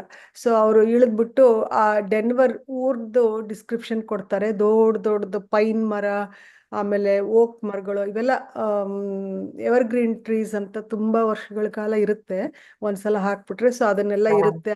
ಅಲ್ಲೊಂದು ಪಾಂಡ್ ತರ ಇರುತ್ತೆ, ಬಾತ್ಕೋಳಿಗಳು ಎಲ್ಲ ನೋಡ್ತಾರೆ. ಸೊ ತುಂಬಾ ಚೆನ್ನಾಗಿದೆ ಈ ಜಾಗ ಅಂತ ಪ್ರಭುಪಾದ್ರು ಅನ್ಕೋತಾರೆ. ನೆಕ್ಸ್ಟ್ ಹೀಗೆ ನಡೆಯುತ್ತಾ ಅವರು ನ್ಯಾಚುರಲ್ ಹಿಸ್ಟ್ರಿ ಮ್ಯೂಸಿಯಂ ಕಟ್ಟಡದ ಒಳಗೆ ಬಂದ್ರು. ಅಲ್ಲೊಂದು ಮ್ಯೂಸಿಯಂ ನ್ಯಾಚುರಲ್ ಹಿಸ್ಟ್ರಿ ಬಗ್ಗೆ ಎಲ್ಲ ಏನೇನಾಗಿದೆ ಪ್ರಪಂಚದಲ್ಲಿ ಎಲ್ಲ ಅದನ್ನ ತೋರಿಸುವಂಥದ್ದು. ಆವಾಗ ಅಲ್ಲಿ ಪ್ರಭುಪಾದ ಬಂದಾಗ, ಓಹೋ, ಇಲ್ಲಿಯೂ ಕೂಡ ಡಾರ್ವಿನ್ ಸಿದ್ಧಾಂತವೇ ಅಂತ ಕೇಳ್ತಾರೆ. ಡಾರ್ವಿನ್ ಅವನು ಫೇಮಸ್ ಸೈಂಟಿಸ್ಟ್. ಅವನು ಎವಲ್ಯೂಷನ್ ಬಗ್ಗೆ ಮಾತಾಡ್ತಾನೆ. ಅಂದ್ರೆ ಒಂದು ಸೆಲ್ಲಿಂದ ಹೇಗೆ ಮನುಷ್ಯರು ಬಂದ್ರು ಅನ್ನೋ ತರ ಎವಲ್ಯೂಷನ್. ಸೊ ಆವಾಗ ಪ್ರಭುಪಾದರು ಹೇಳ್ತಾರೆ, ಅವರ ಇಡೀ ನಾಗರಿಕತೆ ಡಾರ್ವಿನ್ ಸಿದ್ಧಾಂತದ ಮೇಲೆ ನಿಂತಿದೆ. ನಮ್ಗೆ ಫೈನಲ್ ಆಗಿ ನಾವು ಬರೋದು ಮಂಗನಿಂದ ಮಾನವ ಅಂತ ಕೇಳಿದಿವಲ್ಲ ಇಷ್ಟು ವರ್ಷ. ಸೊ ಆ ತರ ಆ ಒಂದು ಎವಲ್ಯೂಷನ್ ಥಿಯರಿ ಬಗ್ಗೆ. ಬಟ್ ಪ್ರಭುಪಾದರು ಹೇಳ್ತಾರೆ, ಇಲ್ಲೂನು ನಾಗರಿಕತೆಯೇ ಡಾರ್ವಿನ್ ಸಿದ್ಧಾಂತದ ಮೇಲೆ ನಿಂತಿದೆ. ಇಲ್ಲೂನು ಡಾರ್ವಿನ್ ಎವಲ್ಯೂಷನ್ ಥಿಯರಿ ಮೇಲೆನೆ ಎಲ್ಲರೂ ನಂಬಿದ್ದಾರೆ ಅಂತ ಹೇಳ್ತಾರೆ ಪ್ರಭುಪಾದರು. ಚರಿತ್ರೆಯನ್ನು ನೀವು ಎಷ್ಟು ಉದ್ದಕ್ಕೆ ಎಳೆಯುತ್ತೀರಿ, ಎಷ್ಟು ನೀವು ಅದನ್ನ ಎಕ್ಸ್ಪ್ಯಾಂಡ್ ಮಾಡಕ್ ಸಾಧ್ಯ ಅಂತ ಕೇಳ್ತಾರೆ. ಯಾಕೆಂದ್ರೆ ಇದೆಲ್ಲ ಮೆಟೀರಿಯಲಿಸ್ಟಿಕ್ ಸೈಂಟಿಸ್ಟ್ಗಳು ಹಿಂದೆ ಏನಿರುತ್ತೋ ಅದನ್ನ ಫಸ್ಟ್ ನೋಡ್ಕೊಂಡ್ಬಿಟ್ಟು ಈಗಿರ್ಬೋದು ಹಾಗಿರ್ಬೋದು ಅಂತ ಅವ್ರು ಊಹೆ ಮಾಡ್ಕೊಂಡು ಅವ್ರ ಥಿಯರಿ ಕನ್ಕ್ಲೂಷನ್ ಬರ್ತಾರೆ. ಸೊ ಹಾಗಾಗಿ ಇಲ್ಲೇನ್ ಹೇಳ್ತಾರೆ ಅಂದ್ರೆ ಪ್ರಭುಪಾದರು, ನಿಮ್ಗೆ ಸೂರ್ಯನ ಇತಿಹಾಸ ಗೊತ್ತಾ? ಸೂರ್ಯನ ಹತ್ರನೂ ಹೋಗಕ್ಕಾಗಲ್ಲ. ಸೂರ್ಯನದು ಇತಿಹಾಸ ಗೊತ್ತಾ ನಿಮ್ಗೆ? ಅದು ಸೃಷ್ಟಿಯಾಗಿದ್ದು ಯಾವಾಗ ಅಂತ ಗೊತ್ತಾ? ಅದು ಕಾಣಿಸಿಕೊಂಡಿದ್ದು ಯಾವಾಗ? ಅದು ಯಾವಾಗ ಬಂತು ಅಂತ ಗೊತ್ತಾ? ಡಾರ್ವಿನ್ ನಮಗೆ ಸೂರ್ಯನ ಇತಿಹಾಸವನ್ನು ಈ ಡಾರ್ವಿನ್ ಸೂರ್ಯನ ಬಗ್ಗೆ ಹೇಳಕ್ ಸಾಧ್ಯನಾ? ಅವನು ಚಂದ್ರನ ಬಗ್ಗೆ ಹೇಳಕ್ ಸಾಧ್ಯನಾ? ಆಕಾಶ, ಆಕ್ಚುಲಿ ನಾವು ನೋಡ್ತಾ ಇರೋ ಆಕಾಶನೇ ಅಲ್ವಂತೆ. ಕೃಷ್ಣಂದು ಬ್ರಹ್ಮಜ್ಯೋತಿ ಅದೇ ನಿಜವಾದ ಆಕಾಶವಂತೆ. ಸೊ ಹಾಗೆ ಇದರ ಹಿಸ್ಟ್ರಿ ಗೊತ್ತಾ ನಿಮ್ಗೆ ಅಂತ ಕೇಳ್ತಾರೆ. ಎಲ್ಲಿದೆ ನಿಮ್ಮ ಚರಿತ್ರೆ, ಎಲ್ಲಿದೆ ನಿಮ್ ಹಿಸ್ಟ್ರಿ, ಎಲ್ಲಿದೆ ಅಂತ ಚೆನ್ನಾಗಿ ಅವ್ರಿಗೆ. ಆಕ್ಚುಲಿ ಪ್ರಭುಪಾದ ಹೇಳ್ತಾರೆ ಸುಳ್ಳಲ್ಲ, ಆದ್ರೆ ಅವ್ರಿಗೆ ಡಾರ್ವಿನ್ ಇದನ್ನ ಖಂಡಿಸ್ತಾರೆ. ಚರಿತ್ರೆ ಇದೆ, ಆದ್ರೆ ನಿಮ್ಮ ಚರಿತ್ರೆ ಎಲ್ಲಿದೆ? ಸುಮ್ಮನೆ ಕಲ್ಪಿಸಿ, ಅಂದ್ರೆ ಎಲ್ಲ ಇಮ್ಯಾಜಿನೇಷನ್. ಆಕ್ಚುಲಿ ಅಂದ್ರೆ ಸ್ವಲ್ಪ ಎವಿಡೆನ್ಸ್ ಸಿಕ್ಕಿರುತ್ತೆ, ಅದ್ರ ಮೇಲೆ ಅವ್ರು ಬಿಲ್ಡಪ್ ಮಾಡ್ಕೊಂಡು ಹೋಗ್ತಾರೆ. ಫೈನಲ್ ಕನ್ಕ್ಲೂಷನ್ ಅವ್ರು ಬರೋದಿಲ್ಲ. ಆಮೇಲೆ ಅವರು ಸೈಂಟಿಸ್ಟ್ ಅವ್ರು ಏನು ಹೇಳಿದ್ವೋ ಅದನ್ನೇ ಅಂತ ಅವರು ನಿಜ ಅಂತ ಪ್ರೂವ್ ಮಾಡಕ್ ಹೋಗ್ತಾರೆ. ಕೆಲಸಕ್ಕೆ ಬಾರದು ಏನೋ ಬಿದ್ದಿತ್ತು, ಅದೇ ಆಮೇಲೆ ಸೂರ್ಯ ಚಂದ್ರ ಆಯಿತು. ನಾನು ಕೂಡ ಅದರದ್ದೇ ಒಂದು ಅಭಿವ್ಯಕ್ತಿ. ನಿಮ್ಗೇನು ಗೊತ್ತಿದೆ ಈ ಅದ್ಭುತ ವಿಶ್ವ ಹೇಗೆ ಅಸ್ತಿತ್ವಕ್ಕೆ ಬಂತು?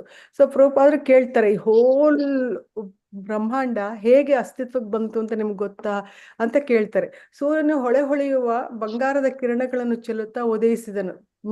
ಸೂರ್ಯ ಅವನು ಹೇಗೆ ಗೋಲ್ಡನ್ ರೇಸ್ ಸೂರ್ಯ ಬಂದ್ರೆ ನಮ್ಗೆ ಸಾಕು ಅಂತಿರ್ತೀವಲ್ಲ, ಹಾಗೆ ಅವ್ನು ಬಂದ್ರೆ ಎಷ್ಟು ಖುಷಿ ಆಗುತ್ತಲ್ಲ, ಹಾಗೆ ಆ ತರ ಅವನು ಉದಯಿಸ್ತಾನೆ. ವಾತಾವರಣ ಕಿರಣಗಳಿಂದ ಬೆಚ್ಚಗಾಯ್ತು. ಸೊ ಬಂದಾಗ ಸ್ವಲ್ಪ ಬೆಚ್ಚಗಿರುತ್ತೆ, ಆಮೇಲೆ ಬಿಸಿ ಆಗುತ್ತಲ್ಲ, ಆ ತರ. ಸಮುದ್ರ ಮಟ್ಟದಿಂದ ತುಂಬಾ ಎತ್ತರದಲ್ಲಿದೆ ಡೆನ್ವರ್ ನಗರದ ಒಳ್ಳೆಯ ಹವಾಗುಣದ ಬಗ್ಗೆ ಭಕ್ತರು ಪ್ರಭುಪಾದರಿಗೆ, ಈ ಡೆನ್ವರ್ ಸಿಟಿ ತುಂಬಾ ಚಳಿ, ವಿಪರೀತ ಚಳಿಯಲ್ಲಿ ಸ್ನೋನು ಜಾಸ್ತಿ ಆಗುತ್ತೆ. ಸೊ ಆದ್ರೆ ವಾತಾವರಣ ಹವಾಗುಣ ಚೆನ್ನಾಗಿದೆ ಅಲ್ಲ ಆಕ್ಚುಲಿ. ಸೊ ಅದ್ರ ಬಗ್ಗೆ ಅವ್ರ ಭಕ್ತರು ಪ್ರಭುಪಾದರು ಹೇಳ್ತಾರೆ. ಪ್ರಭುಪಾದರು ಪಂಜಾಬಿನಲ್ಲಿರುವಂತೆ ಅನ್ನಿಸುತ್ತಿದೆ ಎಂದರು. ಪಂಜಾಬ್ ಸ್ಟೇಟ್ ಅಲ್ಲಿ ಹೇಗೆ ವೆದರ್ ಇರುತ್ತೋ ಆ ತರ ಇಲ್ಲಿದೆ ಅಂತ ನನಗೆ ಅನ್ನಿಸ್ತಾ ಇದೆ ಅಂತ ಹೇಳ್ತಾರೆ. ಆಮೇಲೆ ಕೊಲೆರಡೋ, ಅದು ಊರು, ಅದೊಂದು ಕೊಲೆರಡೋ ಪ್ರಾಂತ್ಯದ ಪ್ರಧಾನ ಉದ್ದಿಮೆ ಮಾಂಸ ಮಾರಾಟವಾಗಿದ್ದು ಅದನ್ನು ಗೋಪ್ರಾಂತ್ಯ ಎಂದು ಅಲ್ಲಿ ಜಾಸ್ತಿ ಮೀಟ್ ಇಂಡಸ್ಟ್ರಿ ಜಾಸ್ತಿ. ಸೊ ಹಾಗಾಗಿ ಅಲ್ಲಿ ಗೋಪ್ರಾಂತ್ಯ ಅಂದ್ರೆ ಹಸುಗಳನ್ನೆಲ್ಲ ಇದು ಮಾಡಿ ಸ್ಲಾಟರ್ ಹೌಸ್ಗಳಿಗೆ ಕಳಿಸಿ ಮೀಟ್ ಪ್ಯಾಕೇಜಿಂಗ್, ಅದೇ ಅವ್ರದ್ದು ಮೇನ್ ಇಂಡಸ್ಟ್ರಿ. ಪ್ರಭುಪಾದರು ಪ್ರಾಣಿ ಸಂಗ್ರಹಾಲಯವನ್ನು ದಾಟಿ ಬೆಟ್ಟವನ್ನು ಇಳಿಯ ತೊಡಗಿದರು. ಸೊ ಅದು ನ್ಯಾಚುರಲ್ ಹಿಸ್ಟ್ರಿ ಆಯ್ತು. ಪ್ರಾಣಿ ಸಂಗ್ರಹಾಲಯ ಅಲ್ಲಿ ದಾಟ್ಬಿಟ್ಟು ಬೆಟ್ಟ, ಅಲ್ಲಿ ತುಂಬಾ ಬೆಟ್ಟ ಗುಡ್ಡಗಳು ತುಂಬಾ ಇದೆ ಆ ಡೆನ್ವರ್ ಸಿಟಿನಲ್ಲಿ.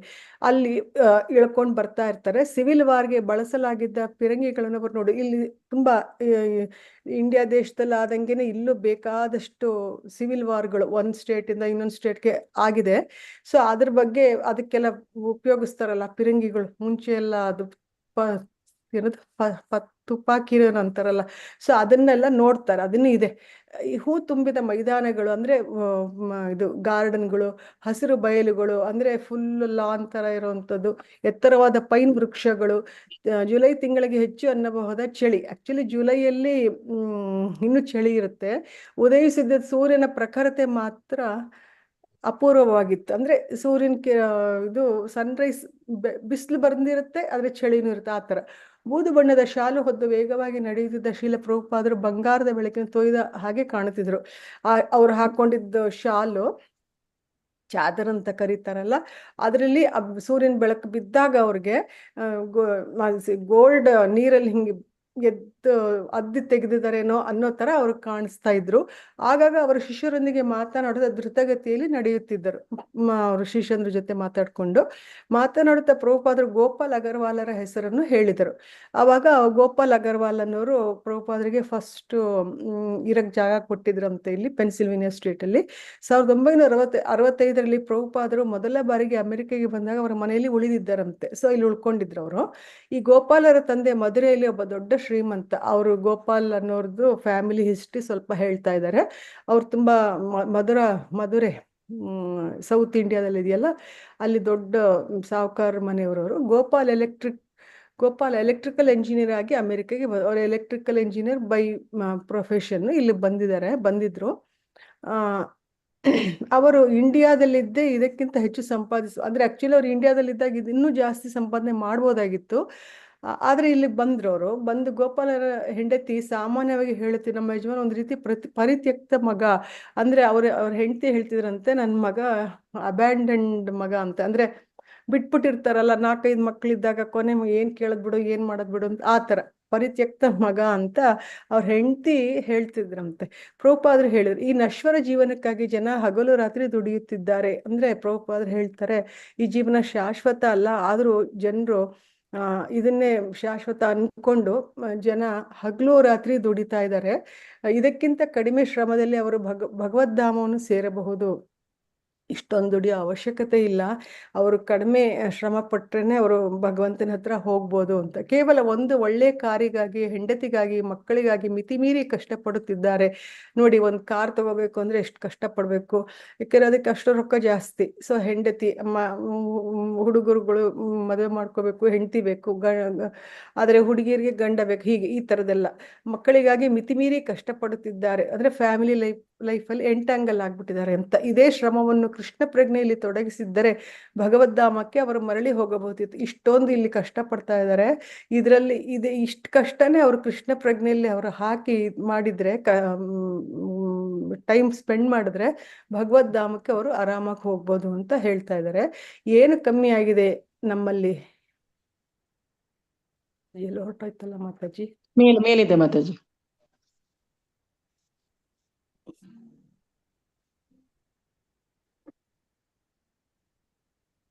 ಹರೇ ಕೃಷ್ಣ. ಕಾಣಿಸ್ತಿಲ್ವಲ್ಲ. ಮೇಲ್ಗಡೆ ಇದೆ ನೋಡಿ ಮಾತಾಜಿ. ಹಾ ಸಿಕ್ಸ್. Thank you. ನಮ್ಗೇನ್ ಕಮ್ಮಿ ಆಗಿದೆ ಇಲ್ಲಿ? ಕೃಷ್ಣ ಪ್ರಜ್ಞೆ ಬೇಕಾದಷ್ಟು ಭಕ್ತರು ನಮ್ಮಲ್ಲಿದ್ದಾರೆ. ಏನು ದೋಷ? ನಮ್ಗೇನ್ ಕಮ್ಮಿ ಆಗಿದೆ? ಕೃಷ್ಣ ಪ್ರಜ್ಞೆಯಲ್ಲಿ ಇರುವಂತ ಭಕ್ತರು ಇದ್ದಾರೆ.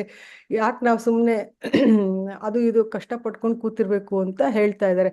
ನಿಮಗೆ ನನ್ನ ಮಾತು ಹಿಡಿಸಲಿಲ್ವ? ಯಾರಿಗಾದ್ರೂ ಒಳ್ಳೇದು ಹೇಳಿದ್ರೆ ಸ್ವಲ್ಪ ಅದು ಕಹಿ ಇರುತ್ತಲ್ಲ, ಸತ್ಯ. ಸೊ ಇಷ್ಟ ಆಗೋದಿಲ್ಲ. ನಮಗೂ ಅಷ್ಟೇ. ನೀವು ಒಂದ್ ಸ್ವಲ್ಪ ಇರ್ಲಿ ಬಿಡು ಅಂತ ಲೈಟ್ ತಗೊಂಡ್ಬಿಡ್ತೀವಲ್ಲ, ಹಾಗೆ.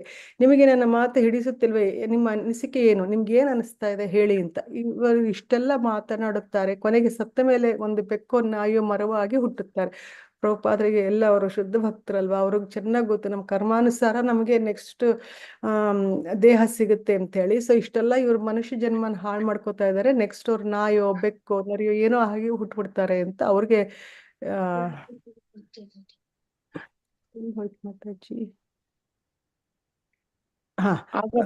ಆ ತರ ಹುಡ್ತಾರೆ ಅಂತ ಹೇಳ್ತಾರೆ. ಆಗ ಭಕ್ತ ಕೇಳ್ತಾನೆ, ಶ್ರೀಲ ಪ್ರಭುಪಾದರೆ, ನಾವು ವಿವರಿಸಿದಾಗ ಕೆಲವು ಬಾರಿ ಜನರಿಗೆ ಇವೆಲ್ಲವೂ ಅರ್ಥವಾಗುತ್ತೆ, ಆದರೂ ಆಚರಣೆಯವರು ಏನನ್ನು ಕರೆಕ್ಟ್ ಹೇಳಿದಾಗ ಕರೆಕ್ಟಾಗಿ ಅರ್ಥ ಆಗುತ್ತೆ, ಇದನ್ನ ಪಾಲಿಸಿ ಅಂತ ಹೇಳಿದಾಗ ಅವರು ಮಾಡೋದಿಲ್ಲ. ಯಾಕೆ ಅಂತ ಕೇಳ್ತಾರೆ. ಅದಕ್ಕೆ ಇವ್ರು ಹೇಳ್ತಾರೆ, ನೀವು ಸುಮ್ಮನೆ, ಪ್ರಭುಪಾದರು ಹೇಳ್ತಾರೆ, ನೀವು ಸುಮ್ಮನೆ ಬಿಡಬಾರದು. ನಿದ್ದೆ ಮಾಡುವವನು ಎಬ್ಬಿಸುವುದಕ್ಕೆ ಮತ್ತೆ ಮತ್ತೆ ಕೂಗುವುದು ಇಲ್ಲವೇ? ಅಯ್ಯ ಜಾನ್ ಏಳಯ್ಯ ಕತ್ತೆ, ಯಾಕೆ ನಿದ್ದೆ ಮಾಡುತ್ತೀರಿ? ಅದೃಷ್ಟವಶಾತ್ ನಿನಗೆ ಮನುಷ್ಯ ಜನ್ಮ ಸಿಕ್ಕಿದೆ.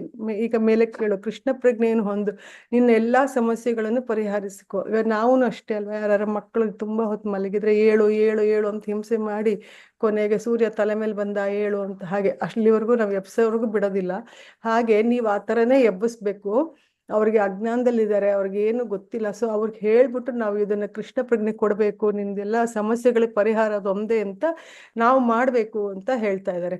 ಆಮೇಲೆ ಭಕ್ತರು ಕೇಳ್ತಾರೆ, ಕೆಲವರು ಹೇಳುತ್ತಾರೆ, ನೀವು ಬೇಕಾದ್ದು ಮಾಡಿಕೊಳ್ಳಿ, ಆದ್ರೆ ನಮಗೇಕೆ ಬಲವಂತ ಮಾಡುತ್ತೀರಿ? ನಿಮ್ಮ ದಾರಿ ನಿಮಗೆ, ನಮ್ಮ ದಾರಿ ನಿಮಗೆ. ಆ ಥರನೂ ಇವಾಗ್ಲೂ ಹೇಳ್ತಾರಲ್ವಾ, ನೀವು ಏನ್ ಬೇಕಾದ್ರೂ ಮಾಡ್ಕೊಳ್ಳಿ, ನಮ್ಗೆ ಹಿಂಸೆ ಮಾಡ್ಬಿಡಿ, ನಮಗ್ ಬಲವಂತ ಮಾಡ್ಬಿಡಿ, ನಿಮ್ದು ದಾರಿ ನಿಮ್ಗೆ, ನಮ್ ದಾರಿ ನಮ್ಗೆ ಅಂತ. ಸೊ ಆ ಥರ.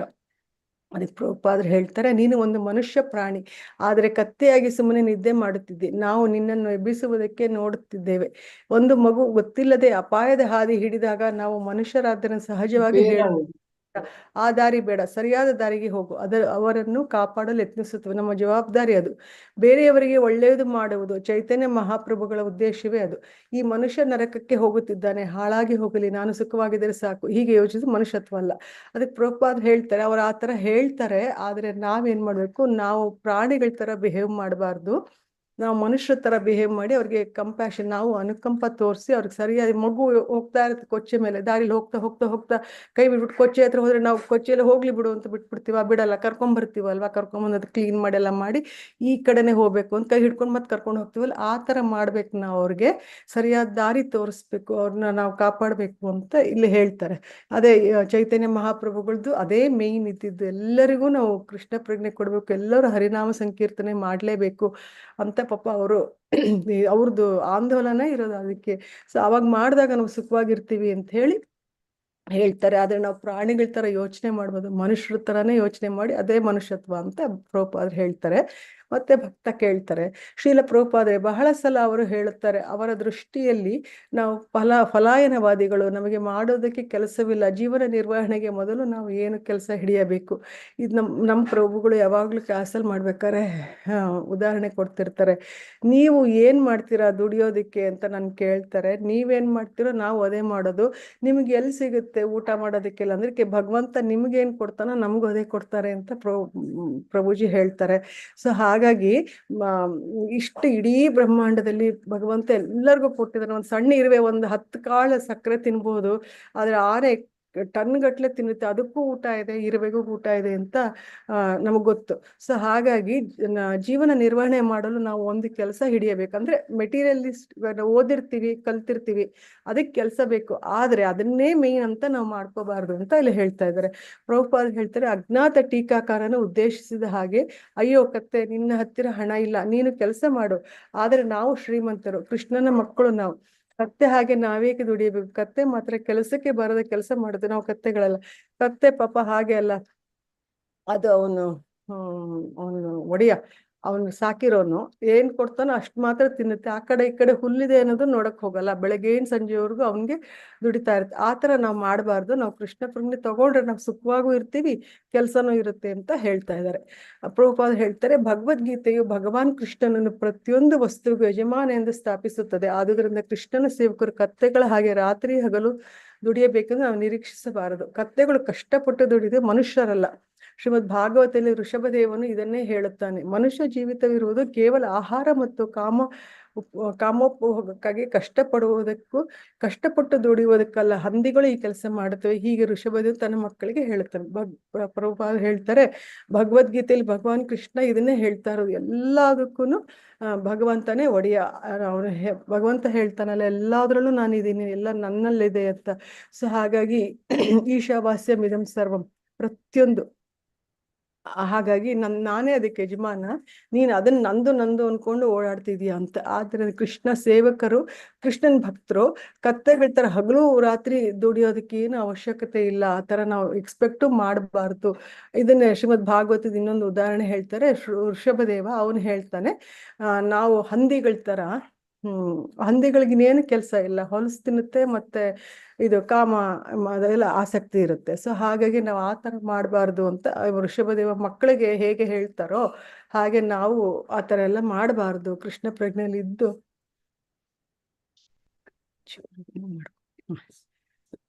ಅಂತ ಹೇಳ್ತಾರೆ.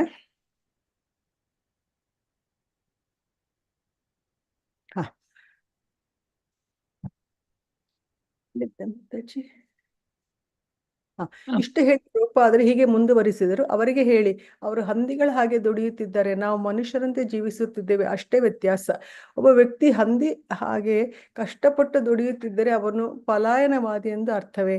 ಶ್ರೀಲ ಪ್ರಭುಪಾದರು ತಮ್ಮ ವಾದವನ್ನು ತೀವ್ರವಾಗಿ ಮಂಡಿಸಿದರು. ಅವರ ಮಾತಿನಲ್ಲಿ ತೀವ್ರತೆ ಇತ್ತು, ಆದರೆ ವಾದ ಮಂಡನೆ ಅಮೋಘವಾಗಿತ್ತು. ದೇವೋತ್ತಮ ಪುರುಷನ ದಾಸನು ಎಂತಹ ಅದೃಷ್ಟವಂತ ಎಂಬುದನ್ನು ಅವರು ತಮ್ಮ ಮಾತುಗಳಲ್ಲಿ ಸ್ಪಷ್ಟಪಡಿಸುತ್ತಿದ್ದರು. ಅವಾಗ ಹೇಳ್ತಾರೆ ಪ್ರಭುಪಾದರು, ಹಂದಿಗಳ ತರ ಅವ್ರು ದುಡಿತಾ ಇದ್ದಾರೆ ಕಷ್ಟಪಟ್ಟು, ಕತ್ತೆಗಳ ತರ ಹಂದಿಗಳ ತರ ನಾವು ಮನುಷ್ಯರಂತೆ ಜೀವನ ಮಾಡ್ತಾ ಇದೀವಿ. ಯಾಕೆ? ನಾವು ಕೃಷ್ಣ ಪ್ರಜ್ಞೆ ನಮಗ್ ಗೊತ್ತು ಎಷ್ಟು ನಮಗ್ ಸಂಪಾದನೆ ಮಾಡ್ಬೇಕು, ಎಷ್ಟು ನಮಗೆ ಅವಶ್ಯಕತೆ ಇದೆ ಅಂತ ಹೇಳಿ. ಸೊ ಅದೇ ಡಿಫ್ರೆನ್ಸು ಅಂತ ಹೇಳ್ತಾ ಇದ್ದಾರೆ ಇಲ್ಲಿ. ಆದ್ರೆ ಒಬ್ಬ ವ್ಯಕ್ತಿ ಹಂದಿ ಹಾಗೆ ಕಷ್ಟಪಟ್ಟು ದುಡಿಯುತ್ತೀರ, ಅವನು ಪಲಾಯನವಾದಿ, ಅವನು ದುಡಿತಾ ಇದ್ರೆ ಅವನು ಓಡೋಗೋನು ಅಂತ ಆತನ ಅರ್ಥನ ಅಂತ ಕೇಳ್ತಾರೆ. ಶ್ರೀಲ ಪ್ರಭುಪಾದರು ಹೇಳ್ತಾರೆ, ಅವರು ಕರೆಕ್ಟಾಗಿ ಅಂದ್ರೆ ಅಮೋಘವಾಗಿತ್ತು, ಅಂದ್ರೆ ಅವ್ರದ್ದು ಬಹಳ ಚೆನ್ನಾಗಿತ್ತು ಅವ್ರದ್ದು ವಾದ. ಏನ್ ಹೇಳ್ತಾರೆ ಅದು ಕರೆಕ್ಟ್ ಆಗಿತ್ತು. ಶಾರ್ಪ್ನೆಸ್ ಅಂತೀವಲ್ಲ, ತೀವ್ರತೆ, ಆ ತರ, ಹಾಗೆ ಸತ್ಯ ಹಾಗೆ ಹೇಳ್ತಾರೆ. ದೇವೋತ್ತಮ ಪರಮಪುರುಷನ ದಾಸನು ಎಂತಹ ಅದೃಷ್ಟವಂತ ಎಂಬುದನ್ನು ಅವರು ತಮ್ಮ ಮಾತುಗಳಲ್ಲಿ ಸ್ಪಷ್ಟಪಡಿಸಿದ್ರು. ಅಂದ್ರೆ ಇವಾಗ ಭಗವಂತನಿಗೋಸ್ಕರ ನಾವು ಕೆಲಸ ಮಾಡ್ಬೇಕು ಅನ್ನೋದು ಅಂದ್ರೆ ದಾಸ ಅಂತ ನಾವು, ಯಾಕಂದ್ರೆ ಭಗವಂತ ಒಡೆಯ, ನಾವು ದಾಸ, ನಾವು ಸೇವಕ, ಆ ತರ. ಹಾಗೆ ನಮ್ಗೆ ಎಷ್ಟು ಅದೃಷ್ಟ ಇದೆ, ನಾವು ಎಷ್ಟು ಅದೃಷ್ಟವಂತರು ಅನ್ನೋದು ಅವ್ರು ಕರೆಕ್ಟ್ ಆಗಿ ಸ್ಪಷ್ಟಪಡಿಸ್ತಾರೆ ಪ್ರಭುಪಾದರು. ಶೀಲ ಪ್ರಭುಪಾದರ ತ್ವರಿತಗತಿಯ ಮಾತು ಮತ್ತು ಕೃಷ್ಣ ಪ್ರಜ್ಞಾ ತರ್ಕವನ್ನು ಅದೇ ಗತಿಯಲ್ಲಿ ಗ್ರಹಿಸುತ್ತಿರುವಾಗಲೂ ಶಿಷ್ಯರಿಗೆ ತಮ್ಮ ನಗೆಯನ್ನು ತಡೆಯಲು ಸಾಧ್ಯವಾಗುತ್ತಿರಲಿಲ್ಲ. ಅವ್ರಿಗಿನ್ನು ಇವ್ರು ಅಷ್ಟು ಇದಾಗಿ ಹೇಳ್ತಾ ಇದ್ರು, ಅವ್ರು ಸ್ವಲ್ಪ ಲೈಟ್ ಆಗಿ ತಗೊಂಡಿರ್ತಾರೆ, ಸ್ವಲ್ಪ ಹಾಸ್ಯ ಮಾಡೋ ತರ. ಅವಾಗ ಪ್ರಭುಪಾದ ಹೇಳ್ತಾರೆ, ನಾನು ಅರ್ಥಶಾಸ್ತ್ರದ ವಿದ್ಯಾರ್ಥಿ ಆಗಿದ್ದೆ, ಅಲ್ಲಿ ನಾವು ಮಾರ್ಷಲ್ ಸಿದ್ಧಾಂತವನ್ನು ಕಲಿತೆವು. ಅವರು ಹಿಂದೆ ಏನು ಓದ್ತಾ ಇದ್ರು, ಅದು ಎಕನಾಮಿಕ್ಸ್ ಇದೆಲ್ಲ ಹೇಳ್ತಾರಲ್ಲ, ಅದು ನಾವೇನ್ ಕಲ್ತ್ಕೋತಿದ್ವಿ, ಯಾವ ಸಿದ್ಧಾಂತ, ಯಾವ್ದು ಫಿಲಾಸಫಿ ಕಲಿತಿದ್ವಿ. ಮಾರ್ಷಲ್ ಹೇಳುವ ಪ್ರಕಾರ ಒತ್ತಾಯವಿಲ್ಲದಿದ್ದರೆ ಮನುಷ್ಯ ಕೆಲಸ ಮಾಡುವುದಿಲ್ಲ. ಬೈ ಫೋರ್ಸ್ ಮಾಡಿದ್ರೇನೆ ಮನುಷ್ಯ ಕೆಲಸ ಮಾಡೋದು. ನಾವು ಅಷ್ಟೇ ಅಲ್ವಾ, ಈಗ 5 ಗಂಟೆಗೆ 3 ಗಂಟೆಗೆ ಹೇಳ್ಬೇಕು ಅನ್ನೋದು ಹೇಳಿ ಹೇಳಿ ಹೇಳಿ ನಮ್ಗೆ ಪ್ರಾಕ್ಟೀಸ್ ಆಗಿದೆ. ಆ ತರ ಅದೇ ಮಾನವನ ಸ್ವಭಾವ, ಮನುಷ್ಯನ ನೇಚರೇ ಅದು. ಅರ್ಥಶಾಸ್ತ್ರದ ತಳಹದಿಯೂ ಅದೇ. ಒಬ್ಬನಿಗೆ ತಿನ್ನುವುದಕ್ಕೆ ಸಾಕಷ್ಟು ಇದೆ ಅಂದರೆ ಅವನು ಸರ್ವಥಾ ದುಡಿಯುವುದಿಲ್ಲ. ಬೇಕಾದಷ್ಟು ದುಡ್ಡಿದೆ, ಮನೇಲಿ ಎಲ್ಲ ಇದೆ ಅಂದ್ರೆ ಅವನು ಕೆಲ್ಸಕ್ಕೆ ಹೋಗಲ್ಲ. ಯಾಕೆ ಹೋಗ್ಬೇಕು, ಇದೆಯಲ್ಲ ಮನೇಲಿ ಬೇಕಾದಷ್ಟು ಅಂತ ಸುಮ್ಮನಿರ್ತಾನೆ. ನಮಗೆ ಹೊಟ್ಟೆ ತುಂಬಾ ತಿನ್ನುವುದಕ್ಕೆ ಇದೆ ಅಂದ ಮೇಲೆ ನಾವು ಯಾಕೆ ಕೆಲಸ ಮಾಡ್ಬೇಕು ಹೇಳಿ? ಕರೆಕ್ಟ್ ಅಲ್ವಾ? ಇದಕ್ಕೇನು ಉತ್ತರ? ಇದು ಫಲಾಯನವಾದವಲ್ಲ, ಜ್ಞಾನ ಪ್ರಾಪ್ತಿಯ ವಿಷಯ. ಕೆಲಸ ಮಾಡದೆಯೂ ನಮಗೆ ಬೇಕಾದದ್ದು ನಾವು ಪಡೆಯುತ್ತೇವೆ, ಅದೇ ಸುಖ. ಆದ್ರೆ ಹಂದಿಗಳು ಮತ್ತು ನಾಯಿಗಳು ಬದುಕಿನ ಮೂಲಭೂತ ಅಗತ್ಯಗಳಿಗಾಗಿ ಕಷ್ಟಪಡುತ್ತಾ ದುಡಿಯುತ್ತವೆ. ಸೊ ಇಲ್ಲೇನ್ ಹೇಳ್ತಾ ಇದ್ದಾರೆ ಅಂದ್ರೆ, ಕೆಲಸ ಮಾಡದೆಯೂ ನಮಗೆ ಬೇಕಾದನ್ನು ನಾವು ಪಡೆಯುತ್ತೇವೆ. ಅಂದ್ರೆ ನಮ್ಗೆ ಇದೆ ಅಲ್ವಾ, ಕೆಲಸ ಮಾಡದೇನು ನಮಗೆಲ್ಲ ಬೇಕಾದಷ್ಟು ಇರೋದ್ರಿಂದ ನಾವೆಲ್ಲ ಪಡ್ಕೋತೀವಿ. ಅದೇ ಆಕ್ಚುಲಿ ಸುಖ ಅಂತ ಹೇಳ್ತಾರೆ. ಹಂದಿಗಳ ನಾಯಿಗಳು ಏನ್ ಮಾಡ್ತಾ ಇವೆ ಅಂದ್ರೆ ಮಿನಿಮಮ್ ಮೂಲಭೂತ ಅಗತ್ಯಗಳು ನಮ್ಗೇನು ಮಿನಿಮಮ್ ಬೇಕೋ ಎವ್ರಿ ಡೇ ಟು ಡೇ ಅದಕ್ಕೆ ಅವ್ರು ಕಷ್ಟಪಟ್ಕೊಂಡು ದುಡಿತಾ ಇವೆ ಅಂತ ಹೇಳ್ತಾರೆ. ಇದು ಸಾಧ್ಯ ಎಂದು ಅವರು ನಂಬಿಲ್ಲ. ಅಂದ್ರೆ ಭಕ್ತರು ಇದೆಲ್ಲ ಆಗುತ್ತೆ ಅನ್ನೋದು ಅವ್ರು ಯಾರು ನಾವು ಹೇಳೋರಿಗೆ ಎಲ್ಲಾರು ನಂಬಿಲ್ಲ ಅಂತ. ಅದಕ್ಕೆ ಪ್ರಭುಪಾದ ಹೇಳ್ತಾರೆ, ಕತ್ತೆಗಳಿರ ನಮ್ಮನ್ನು ನೋಡಿ ಎನ್ನುತ್ತೇವೆ ನಾನು, ಸರಿಯಾಗಿ ಕಣ್ಣಿಟ್ಟು ನೋಡಿ, ನಮಗೆ ಯಾವುದೇ ವ್ಯವಹಾರವಿಲ್ಲ, ನಮ್ಮ ಬಳಿ ಆಹಾರ ದಾಸ್ತಾನು ಇಲ್ಲ, ಆದರೂ ನಮಗೆ ಚಿಂತೆ ಇಲ್ಲ. ಸಂಜೆ ನಾವು ಏನು ತಿನ್ನಬಹುದು ಎಂಬ ಬಗ್ಗೆ ನಮಗೆ ಗೊತ್ತಿಲ್ಲ, ಆದರೂ ಆ ಬಗ್ಗೆ ನಮಗೆ ಯೋಚನೆ ಇಲ್ಲ. ಯಾವುದೇ ಆಧಾರವಿಲ್ಲದೆ ನಾನು ನಿಮ್ಮ ದೇಶಕ್ಕೆ ಬಂದೆ.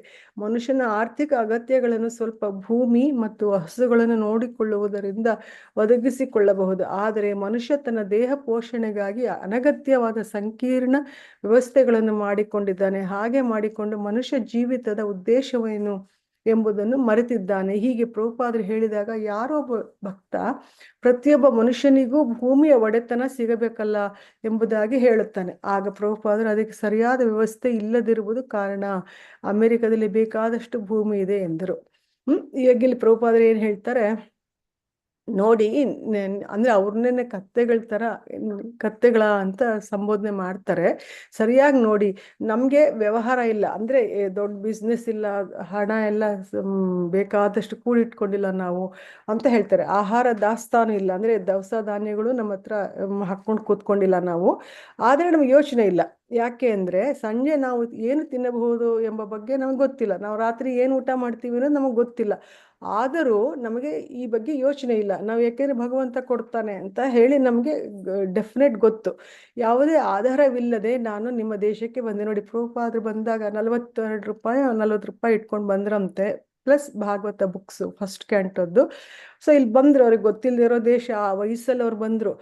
ಹೇಗ್ ಬಂದ್ರು? ಭಗವಂತನ ಮೇಲೆ ನಂಬಿಕೆ ಇಟ್ಕೊಂಡು ಅವ್ರು ಬಂದಿದ್ದು. ಮನುಷ್ಯನ ಆರ್ಥಿಕ ಅಗತ್ಯಗಳನ್ನು ಸ್ವಲ್ಪ ಭೂಮಿ ಮತ್ತು ಹಸುಗಳನ್ನು ನೋಡಿಕೊಳ್ಳುವುದನ್ನ ಒದಗಿಸಿಕೊಳ್ಳಬಹುದು.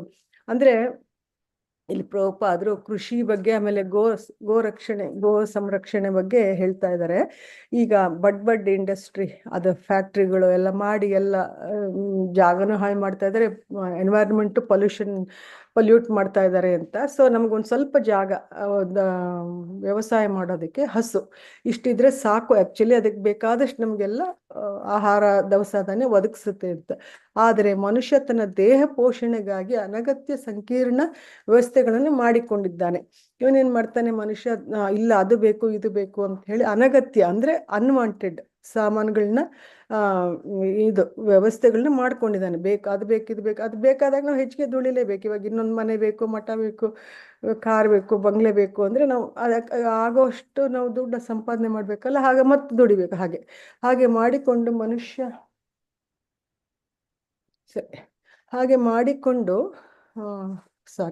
ಮನುಷ್ಯ ಜೀವಿತದ ಉದ್ದೇಶವೇನು ಎಂಬುದನ್ನು ಮರೆತಿದ್ದಾನೆ. ಸೊ ಅವನ್ ಮೇನ್ ಗೋಲ್ನ ಮರ್ತ್ಬಿಟ್ಟಿದ್ದಾನೆ. ಬರೀ ಇದನ್ನೇ ಎಲ್ಲ ಆಧುನಿಕ ವ್ಯವಸ್ಥೆಗಳನ್ನ ಅವನು ಪೂರೈಸೋದಕ್ಕೋಸ್ಕರನೇ ಅವನು ಇದು ಮಾಡ್ತಾ ಇದ್ದಾನೆ, ಹಾಳು ಮಾಡ್ಕೋತಾ ಇದ್ದಾನೆ ಅವನ ಜೀವಿತಾವಧಿ ಅಂತ ಹೇಳ್ತಾ ಇದ್ದಾರೆ. ಆಮೇಲೆ ಹೀಗೆ ಪ್ರಭುಪಾದರು ಹೇಳಿದಾಗ ಯಾರೋ ಒಬ್ಬ ಭಕ್ತ ಪ್ರತಿಯೊಬ್ಬ ಮನುಷ್ಯನಿಗೂ ಭೂಮಿಯ ಒಡೆತನ ಸಿಗಬೇಕಲ್ಲ ಅಂತ ಕೇಳ್ತಾರೆ. ಅಂದ್ರೆ ಈ ಭೂಮಿ ನಂದು ಅಂತ ಅದು ಓನರ್ಶಿಪ್ ಬೇಕಲ್ಲ ಅಂತ ಕೇಳ್ತಾರೆ. ಅದಕ್ಕೆ ಪ್ರಭುಪಾದರು ಹೇಳ್ತಾರೆ, ಅಮೆರಿಕದಲ್ಲಿ ಬೇಕಾದಷ್ಟು ಭೂಮಿ ಇದೆ ಎಂದರು. ಹೌದು, ನಿಜ, ಅದೇನೋ ನಿಜ. ಈ ಹೋಲ್ ಅಮೆರಿಕದಲ್ಲಿರೋ ಜನ ಪ್ರಯಾಗ್ರಾಜ್ ಇದೆಯಲ್ಲ, UP, ಅಲ್ಲಿದಾರಂತೆ. ನೋಡಿ, ಅಷ್ಟು ಜಾಗ ಇದೆ, ಇಲ್ಲಿ ಬೇಕಾದಷ್ಟು ಜಾಗ ಇದೆ, ಜನ ಕಮ್ಮಿ. ಭಕ್ತ ಏನ್ ಹೇಳ್ತಾನೆ, ಶ್ರೀಲ ಪ್ರಭುಪಾದ್ರೆ ಅವರು ನಮ್ಮನ್ನು ಮಾತಾಜಿ ಮೇಲಿದೆ ನೋಡಿ ಮಾತಾಜಿ, ಅವರು ನಮ್ಮನ್ನು ಪರಾವಲಂಬನೆಗಳೆಂದು ಲೇವಡಿ ಮಾಡ್ತಾರೆ. ಅಂದ್ರೆ ಅವ್ರೇನ್ ಅನ್ಕೋತಾರೆ ಅಂದ್ರೆ ನಾವು ಬೇರೆಯವ್ರ ಮೇಲೆ ಡಿಪೆಂಡ್ ಆಗಿದ್ದೀವಿ ಅಂತ ನಮ್ಗೆ ಹಾಸ್ಯ ಮಾಡ್ತಾರೆ ಅಂತ ಹೇಳ್ತಾರೆ. ಇಲ್ಲಿ ಬೇರೆಯವರ ಆಸ್ತಿಯನ್ನು ಅಪಹರಿಸಿ ಅದನ್ನು ಅನುಭವಿಸಲು ಯತ್ನಿಸುವವನು ಪರಾವಲಂಬಿ. ಅಂದ್ರೆ ಬೇರೆಯವರ ಆಸ್ತಿನ ನಾವು ಕದ್ಕೊಂಡು ನಾನು ಅನುಭವಿಸೋದು, ಅದು ಪರಾವಲಂಬನೆ. ಟೈಮ್ ಇದೆ ಮಾತಾಜಿ. ಆದ್ರೆ ನಾವು ಇನ್ನೊಬ್ಬರ ಆಸ್ತಿಯನ್ನು ಅನುಭವಿಸುತ್ತಿಲ್ಲ, ನಾವು ಬೇರೆಯವರ ಆಸ್ತಿ ನಾವು ತಗೋತಾ ಇಲ್ಲ, ನಮ್ಮ ಪಿತ್ರಾರ್ಜಿತ ಆಸ್ತಿಯನ್ನು ಅನುಭವಿಸುತ್ತಿದ್ದೇವೆ. ಈಶಾವಾಸ್ಯಂ ಇದಂ ಸರ್ವಂ, ಅಂದ್ರೆ ನಾವು ಭಗವಂತ ಕೊಟ್ಟಿದ್ದನ್ನ ಅನುಭವಿಸ್ತಾ ಇದ್ದೇವೆ. ಭಗವಂತ ಹೇಳಿದನಲ್ಲ, ಈಶಾವಾಸ್ಯಂ ಇದಂ ಸರ್ವಂ ಯತ್ ಕಿಂಚಿತ್ ಜಗತ್ ತೇನ ತ್ಯಕ್ತೇನ ಭುಂಜಿತ ಮಾಕೃತ್ ಕಸ್ಯಚಿತ್ ಧನ ಅನ್ಸುತ್ತೆ. ಸೊ ಕೃಷ್ಣ ಹೇಳ್ತಾ ಇದ್ದಾನೆ ಎಲ್ಲದೂ ನಂದೇನೆ, ನಾನೇ ಒಡೆಯ, ನಮ್ಮನ್ನು ಪರಾವಲಂಬಿಗಳೆಂದು ಹೇಗೆ ಕರೆಯುತ್ತೀರಿ ಅಂತ ಕೇಳ್ತಾ ಇದ್ದಾರೆ. ನಾವು ಕೃಷ್ಣನ ಸುಪುತ್ರರು, ಒಳ್ಳೆ ಮಕ್ಕಳು, ನಾವು ಕೃಷ್ಣನ ಒಳ್ಳೆ ಮಕ್ಕಳು. ಕೃಷ್ಣ ಹೇಳುತ್ತಾನೆ ನೀನು ಕೆಲಸ ಮಾಡಬೇಡ, ಎಲ್ಲವನ್ನೂ ನಾನು ನಿನಗೆ ಕೊಡುತ್ತೇನೆ. ವಾಸ್ತವ ಕೃಷ್ಣ ಹೇಳುತ್ತಾನೆ ಯಾಕೆ ಇಷ್ಟು ಕಷ್ಟಪಟ್ಟು ದುಡಿಯುತ್ತಿದ್ದೀರಿ, ನನಗೆ ಶರಣಾಗತನ. ಭಗವಂತ ಹೇಳಿದನಲ್ಲ, ಮನ್ಮನಾಭವ ಮದ್ಭಕ್ತೋ ಮಧ್ಯಾಜಿ ಮಾಂ ನಮಸ್ಕರು ಮಾಮೇ ವೈಶಸಿ ಸತ್ಯಂತಿ ಪ್ರತಿಜಾನೆ ಪ್ರಿಯೋಸಿಮಿ. ಆಮೇಲೆ ನನ್ನ ಭಕ್ತನಾಗು, ನನ್ನನ್ನು ಆಶ್ರಯ ಪಡು, ನನಗೆ ಶರಣಾಗತನಾಗ. ಇನ್ನೊಂದು ಇದೆಯಲ್ಲ ಭಗವದ್ಗೀತೆಯಲ್ಲಿ, ಬಾಯಿ ಬರ್ತಾ ಇಲ್ಲ. ಸೊ ಆ ಥರ ನನಗೆ ನನ್ನನ್ನು ಶರಣಾಗಿ ನನ್ನನ್ನು ನಂಬು ನೀನು ಅಂತ ಭಗವಂತ ಹೇಳ್ತಾ ಇದ್ದಾನೆ. ಆವಾಗ ನನಗೆ ಎಲ್ಲ ರಕ್ಷಣೆ ಕೊಡ್ತೀನಿ, ಆಶ್ರಯ ಕೊಡ್ತೀನಿ ಅಂತ ಭಗವಂತ 1000 ಸಲ ಭಗವದ್ಗೀತೆಯಲ್ಲಿ ಹೇಳ್ತಾನೆ ಇದ್ದಾನೆ. ಆದರೆ ನಾವು ಭಗವಂತನ ಕಡೆ ತಿರುಗು ನೋಡೋದಿಲ್ಲ, ವಾಪಸ್ ಈ ಕಡೆ ಓಡ್ ಬರ್ತಾ ಇದ್ದೀವಿ.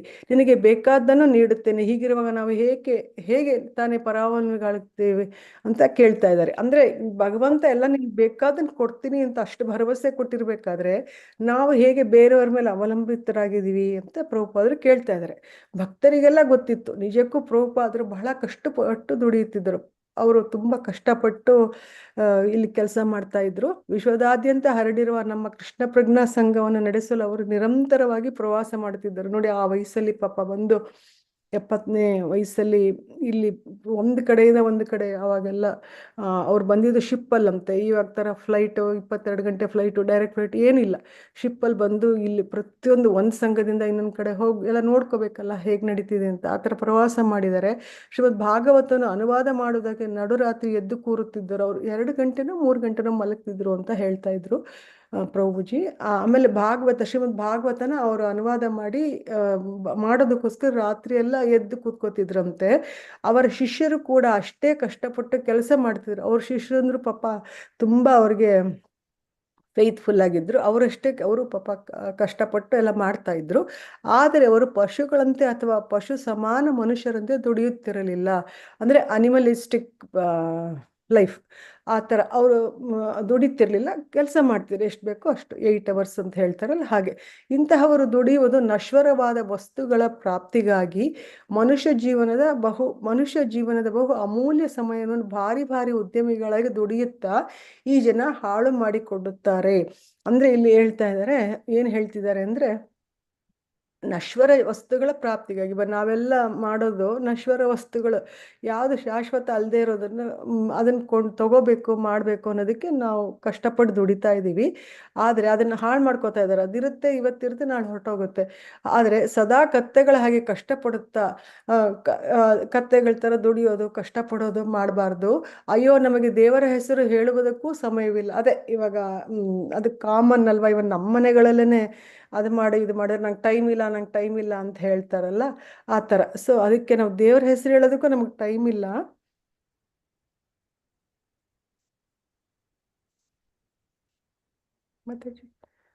ಮಾತಾಜಿ ಇದೆ ನೋಡಿ, ಮಾತಾಜಿ ಎಂಬುದಾಗಿ ಉದ್ಗಾರ ಎಳೆಯುತ್ತಾರೆ. ಪ್ರಭುಪಾದ ಈಗ ನೋಡಿ,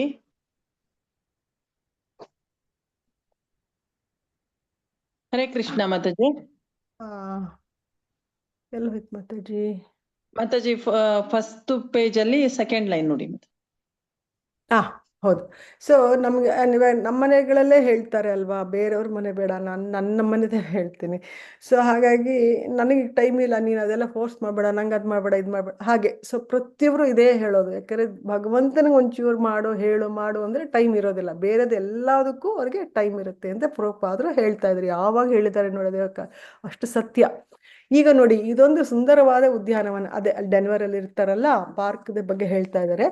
ಆದರೆ ಇಲ್ಲಿಗೆ ಬರುವವರೇ ಗತಿ ಇಲ್ಲ, ಅಷ್ಟು ಜನ ಯಾರು ಬರೋದಿಲ್ಲ, ಅಷ್ಟು ಚೆನ್ನಾಗಿದೆ ಪಾರ್ಕ್ ಇದು ಅಂತ. ನಾವು ಕೃಷ್ಣ ಪ್ರಜ್ಞೆ ಜನ ಇಲ್ಲಿಗೆ ಬರುತ್ತೇವೆ. ನಮ್ಮ ಕೃಷ್ಣ ಅಂದರೆ ನಾವು ನೇಚರ್ನ ನಾವು ಇಷ್ಟಪಡೋರು ಇಲ್ಲಿ ಬರ್ತಾ ಇದ್ದೀವಿ ಅಂತ, ಕೃಷ್ಣ ಪ್ರಜ್ಞೆ ಉಳ್ಳವರು ನಾವು ಅಂತ ಇದರ ಅನುಕೂಲವನ್ನು ಪಡೆಯುತ್ತೇವೆ. ಈಗ ಹೇಳಿ, ಪಲಾಯನವಾದಿಗಳು ನಾವು ಅವರು ಅಂದರೆ ಅಷ್ಟಿದ್ರೂ ವ್ಯವಸ್ಥೆ ಬರೋದಿಲ್ಲ ಭಗವಂತಂದು. ಸೊ ಅವರು ಫಲಾಯನವಾದಿಗಳು, ಓಡೋಗೋರೋ ನಾವು ಅಂತ ಕೇಳ್ತಾ ಇದ್ದಾರೆ. ಎಂತಹ ಮೂರ್ಖರು ನೋಡಿ, ಅವರು ಎಷ್ಟು ಅವ್ರಿಗೆ ಫೂಲಿಶ್ ಪೀಪಲ್, ಅವರಿಗೆ ಏನು ಗೊತ್ತಿಲ್ಲ, ಕಷ್ಟಪಟ್ಟು ದುಡಿಯುತ್ತಾರೆ, ಅಂದ್ರೆ ಬೇಕಾದಕ್ಕಿಂತ ಜಾಸ್ತಿ ದುಡಿತಾ ಕೂತ್ಕೊಂಡಿದ್ದಾರೆ, ಆದರೆ ಅನುಕೂಲಗಳನ್ನು ಪಡೆಯುವುದಿಲ್ಲ. ದುಡಿತಾರೆ, ಆದರೆ ಏನ್ ಮಾಡ್ಕೋಬೇಕು ಅನ್ನೋದನ್ನ ಅವ್ರು ಮಾಡ್ಕೋತಾ ಇಲ್ಲ. ನಾವು ಪಡೆಯುತ್ತೇವೆ, ನಾವು ಅನುಕೂಲ ಪಡ್ಕೋತಾ ಇದ್ದೀವಿ, ಯಾಕಂದ್ರೆ ನಮ್ಗೆ ಎಷ್ಟು ಬೇಕೋ ಅಷ್ಟು ದುಡಿತೀವಿ, ಭಗವಂತನ ಸೇವೆ ಮಾಡ್ತೀವಿ, ಭಗವಂತನೇ ನಂಬಿದೀವಿ, ಭಗವಂತ ಎಲ್ಲ ಕೊಡ್ತಾ ಇದ್ದಾನೆ. ಹಾಗೆ ಅಂದರೆ ನಮ್ಮ ಸಿದ್ಧಾಂತ ಇಷ್ಟೇ, ನೀವು ಕಷ್ಟಪಟ್ಟು ಕೆಲಸ ಮಾಡಿ, ನಾವು ಅನುಕೂಲವನ್ನು ಪಡೆಯುತ್ತೇವೆ. ಇದು ಪಲಾಯನವಾದವಲ್ಲ, ಬುದ್ಧಿವಂತಿಕೆ. ಅಂದ್ರೆ ಬುದ್ಧಿವಂತಿಕೆ, ಕೃಷ್ಣ ಪ್ರಜ್ಞೆ ಅನ್ನೋದು ಇದು ಬುದ್ಧಿವಂತರು ಮಾತ್ರ ತಗೊಳ್ಳೋದು ಅಂತ ಹೇಳ್ತಾರೆ. ಶ್ರೀಲ ಪ್ರಭುಪಾದರು ಕೊಟ್ಟ ಉದಾಹರಣೆಗೆ ಹೊಸ ಬೆಳಕು ಚೆಲ್ಲುವಂತಿತ್ತು. ಅವ್ರು ಹೇಳಿದ್ದ ಎಕ್ಸಾಂಪಲ್ಸು ಒಂಥರ ಎನ್ಲೈಟನಿಂಗ್ ಆಗಿತ್ತು. ವಾಸ್ತವ ಸತ್ಯದ ಅರಿವಾಗಿ ಅವರು ಗಟ್ಟಿಯಾಗಿ ನಕ್ಕರು. ಅದು ಇದೇ ವಾಸ್ತವ ಸತ್ಯ ಅಂದ್ಬಿಟ್ಟು ಅವರು ನಗ್ತಾರೆ. ಭಕ್ತರು ಸಂತೋಷವಾಗಿ ತಮ್ಮ ಗುರುವಿನ ಜೊತೆಯಲ್ಲಿ ಆ ಉದ್ಯಾನವನ್ನು ಭಕ್ತರಿಗೂ ಕನ್ವಿನ್ಸ್ ಆಗುತ್ತೆ. ಅವಾಗ ಅಲ್ಲಿ ವಾಕ್ ಮಾಡ್ತಾರೆ. ಇವರನ್ನು ಬಿಟ್ಟರೆ ಬೇರೆ ಯಾರು ಈ ಉದ್ಯಾನದಲ್ಲಿ ಸಂತೋಷ ಅನುಭವಿಸಲು ಬಂದಿರಲಿಲ್ಲ. ಸೊ ಇವರೇ ಪ್ರಭುಪಾದರು, ಆಮೇಲೆ ಅವ್ರ ಶಿಷ್ಯಂದ್ರು ಆ ಫುಲ್ ಪಾರ್ಕಲ್ಲೆಲ್ಲ ಓಡಾಡ್ಕೊಂಡು ಇರ್ತಾರೆ. ಪ್ರಭುಪಾದರು ನೀವು ಬಂದು ನಮ್ಮನ್ನ, ಟೈಮ್ ಇದೆಯಾ ಮಾತಾಜಿ? ಇದೊಂದು ಪ್ಯಾರಾಗ್ರಾಫ್ ಮಾಡ್ಬಿಟ್ಟು ಮುಗಿಸ್ಬಿಡ್ತೀನಿ. ನೀವು ಬಂದು 6 ಗಂಟೆ ಆಯ್ತು, ಒಂದ್ 5 ನಿಮಿಷ ತಗೊಳ್ಳಿ ಮಾತಾಜಿ. ಅದೇ ಇನ್ನು ಒಂದೇ ಪ್ಯಾರಾಗ್ರಾಫ್ ಇದೆ. ಇದು ಮುಗಿಸ್ಬಿಡ್ತೀನಿ ಮಾತಾಜಿ. ನೀವು ಬಂದು ನಮ್ಮನ್ನು ಕೂಡಿಕೊಳ್ಳಿ ಎಂದರೆ ಅವರು ಬರುವುದಿಲ್ಲ, ನಮ್ಮ ಕೆಲಸ ನಮಗೆ ಎನ್ನುತ್ತಾರೆ. ನಾವು ಒಬ್ಬೊಬ್ಬರನ್ನು ಕರೆಯುತ್ತೇವೆ, ಇಲ್ಲಿ ಬನ್ನಿ, ಅವರು ಬರುವುದಿಲ್ಲ. ನಮ್ಮನ್ನು ಕಂಡರವರಿಗೆ ಹೊಟ್ಟೆ ಕಿಚ್ಚು. ನಾವು ಪಲಾಯನವಾದಿಗಳು, ನಾವು ಪರಾವಲಂಬಿಗಳು ಎಂದು ಮುಂತಾಗಿ ಹೇಳುತ್ತಾರೆ. ನಮ್ಮ ಬಳಿ ಬೇಕಾದಷ್ಟು ಕಾರ್ಯಗಳಿವೆ, ಭಕ್ತರ ಮುಖಗಳು ತೇಜೋಮಯವಾಗಿವೆ, ಅದನ್ನು ಅವರು ನೋಡುತ್ತಾರೆ. ಇಲ್ಲಿ ಪ್ರಭುಪಾದರು ಏನ್ ಹೇಳ್ತಾ ಇದ್ದಾರೆ ಅಂದ್ರೆ, ಬನ್ನಿ ಕೃಷ್ಣ ಪ್ರಜ್ಞೆ ತಗೊಳ್ಳಿ, ಇದಕ್ಕೆ ಆಂದೋಲನಕ್ಕೆ ಸೇರ್ಕೊಳ್ಳಿ, ನೀವು ಉದ್ಧಾರ ಆಗ್ತೀರಾ, ಭಗವಂತನ ನಾಮಕ್ಕೆ ವಾಪಸ್ ಹೋಗ್ತೀರಾ, ಬ್ಯಾಕ್ ಟು ಗಾಡ್ ಹೆಡ್ ಅಂತ ಹೇಳ್ತಾ ಇದ್ದಾರೆ. ಆದ್ರೆ ಅವ್ರು ಯಾರು ಬರೋದಿಲ್ಲ. ನಮ್ಮ ಕೆಲಸ ನಮ್ಗೆ ನಿಮ್ಗೆ ಅನ್ನೋ ಲೆಕ್ಕಾಚಾರದಲ್ಲಿ ಅವ್ರು ಮಾತಾಡ್ತಾರೆ. ನಾವು ಒಬ್ಬೊಬ್ಬರನ್ನೂ ಕರೆಯುತ್ತೇವೆ, ಪ್ರತಿಯೊಬ್ಬರನ್ನು ಭಕ್ತರನ್ನ ಮಾಡ್ಬೇಕು ಅಂತ. ಯಾಕಂದ್ರೆ ಅವ್ರಿಗೆ ಗೊತ್ತು ನಾವ್ ಎಷ್ಟು ಕಷ್ಟ ಪಡ್ತಾ ಇದೀವಿ, ಯಾವ ತರ ಜೀವನ ಮಾಡ್ತಾ ಇದೀವಿ ಅಂತ. ಹಾಗಾಗಿ ಅವ್ರನ್ನ ಉದ್ಧಾರ ಮಾಡೋದಕ್ಕೋಸ್ಕರ ಪ್ರತಿಯೊಬ್ಬರಿಗೂ ಬನ್ನಿ ಬನ್ನಿ ಅಂತ ಕರಿತಾ ಇದ್ದಾರೆ. ಅವರು ಬರೋದಿಲ್ಲ. ನಮ್ಮನ್ನು ಕಂಡವ್ರಿಗೆ ಹೊಟ್ಟೆ ಕಿಚ್ಚು, ಅಂದ್ರೆ ಇವ್ರಿಗೇನು ಕೆಲಸವಿಲ್ಲ ಕಾರ್ಯವಿಲ್ಲ ಮಾಡ್ತಾರೆ ಅನ್ನೋ ತರ ಹೊಟ್ಟೆ ಕಿಚ್ಚು ಅವ್ರಿಗೆ. ನಾವು ಪಲಾಯನವಾದಿಗಳು, ನಾವು ಪರಾವಲಂಬಿಗಳು ಅಂತ ಅವ್ರು ಅನ್ಕೋತಾರೆ. ಆದ್ರೆ ನಾವು ಓಡ್ ಹೋಗೋರು, ಆಮೇಲೆ ಬೇರೆಯವ್ರ ಮೇಲೆ ಡಿಪೆಂಡ್ ಆಗಿರೋರು ಅಂತ ಅವ್ರು ಹೇಳ್ತಾರೆ. ಆದ್ರೆ ನಾವು ಅಲ್ಲ ಅಂತ ಹೇಳ್ತಾರೆ. ನಮ್ಮ ಬಳಿ ಬೇಕಾದಷ್ಟು ಕಾರ್ಯಗಳು, ಅವ್ರು ಹೇಳೋದು ನಮ್ಮ ಹತ್ರ ಬೇಕಾದಷ್ಟಿದೆ, ಗಾಡಿಗಳು ಅದು ಇದೆಲ್ಲ ಅಂತ ಹೇಳ್ತಾರೆ. ಆದ್ರೆ ಭಕ್ತರ ಮುಖಗಳು ತೇಜೋಮಯವಾಗಿ, ಆದ್ರೆ ನೋಡಿ ಪ್ರಭುಪಾದರ ಮುಖ ಆಗ್ಲಿ, ಆಮೇಲೆ ಅವ್ರದ್ದು ಫುಲ್ ವೈಷ್ಣವರು ಯಾರ್ಯಾರು ಇದೆಲ್ಲ ಅವ್ರ ಡಿಸೆಂಡೆಂಟ್ಸ್, ಅವ್ರು ನೋಡಿದ್ರೆ ಸಾಕು ಎಷ್ಟು ಕಾಂತಿ ಇರುತ್ತೆ ನಮ್ಗೆ, ಎಷ್ಟು ಒಂಥರ ಮನಸ್ಸಿಗೆ ಖುಷಿನೂ ಆಗುತ್ತೆ, ಪ್ಲಸ್ ಒಂಥರ ನಾಲೆಡ್ಜ್ ಬರುತ್ತೆ ನಮಗೆ, ಅಂತರ ಕನ್ವಿನ್ಸ್ ಆಗುತ್ತೆ. ಆ ತರ ಅವರು ಹೇಳ್ತಾ ಇದ್ದಾರೆ. ಇಲ್ಲಿ ನಿಲ್ಲಿಸ್ತೀನಿ ಮಾತಾಜಿ. ವಾಂಛಕಲ್ಪತರುಭ್ಯಶ್ಚ ಕೃಪಾ ಸಿಂಧುಭ್ಯೇವ ಚ ಪತಿತಾನಾಂ ಪಾವನೇಭ್ಯೋ ವೈಷ್ಣವೇಭ್ಯೋ ನಮೋ ನಮಃ. ಅನಂತ ಕೋಟಿ ವೈಷ್ಣವರಿಂದ ಕಿ ಜೈ. ನಾಮಾಚಾರ್ಯ ಶ್ರೀಲ ಹರಿದಾಸ್ ಠಾಕೂರ್ ಕಿ ಜೈ, ಶ್ರೀಲ ಪ್ರಭುಪಾದ್ ಕಿ ಜೈ. ಇಲ್ಲಿ ಬಂದಿರುವ ಎಲ್ಲ ಭಕ್ತರಿಗೂ ಧನ್ಯವಾದಗಳು. ಹರೇ ಕೃಷ್ಣ. ಧನ್ಯವಾದಗಳು ಮಾತಾಜಿ. ಧನ್ಯವಾದಗಳು. ಧನ್ಯವಾದಗಳು ಮಾತಾಜಿ. ಧನ್ಯವಾದಗಳು ಮಾತಾಜಿ. ಅಟೆಂಡೆನ್ಸ್ ಒಂದು ಹಾಕ್ಬಿಡಿ. ಹಾಕ್ತಾ ಇದ್ದೀನಿ ಮಾತಾಜಿ. ಹಾಕಿ ಮಾತಾಜಿ, ಹಾಕಿ.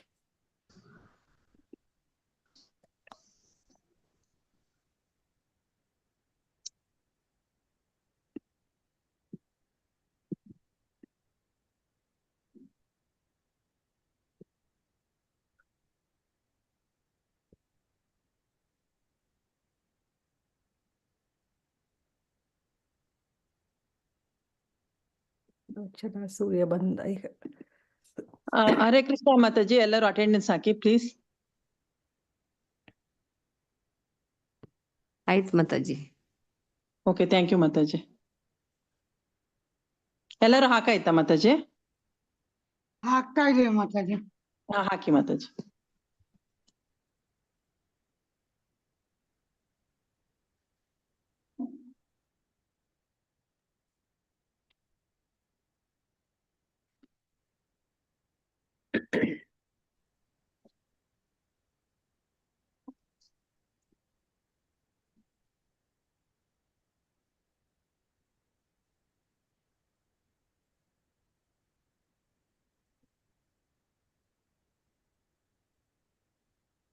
ಲೈವ್ ನಂದಾಯ್ತು ಮಾತಾಜಿ. ಹಾ, ಹರೇ ಎಲ್ಲರೂ ಹಾಕಿದ್ರಾ ಮಾತಾಜಿಗಳು? ಹರೇ ಕೃಷ್ಣ. ಆಯ್ತು ಮಾತಾಜಿ. ಹಾ, ಓಕೆ ಮಾತಾಜಿ, ಥ್ಯಾಂಕ್ ಯು ಮಾತಾಜಿ. ಹರೇ ಕೃಷ್ಣ ಮಾತಾಜಿ, ಧನ್ಯವಾದಗಳು ಮಾತಾಜಿ. ಹರೇ ಕೃಷ್ಣ. ಒಂದೇ ಮಾತಾಜಿ ಸ್ಕ್ರೀನ್ ಶಾಟ್ ತಗೊಬಿಡ್ತೇನೆ. ಹೋ ಮಾತಾಜಿ.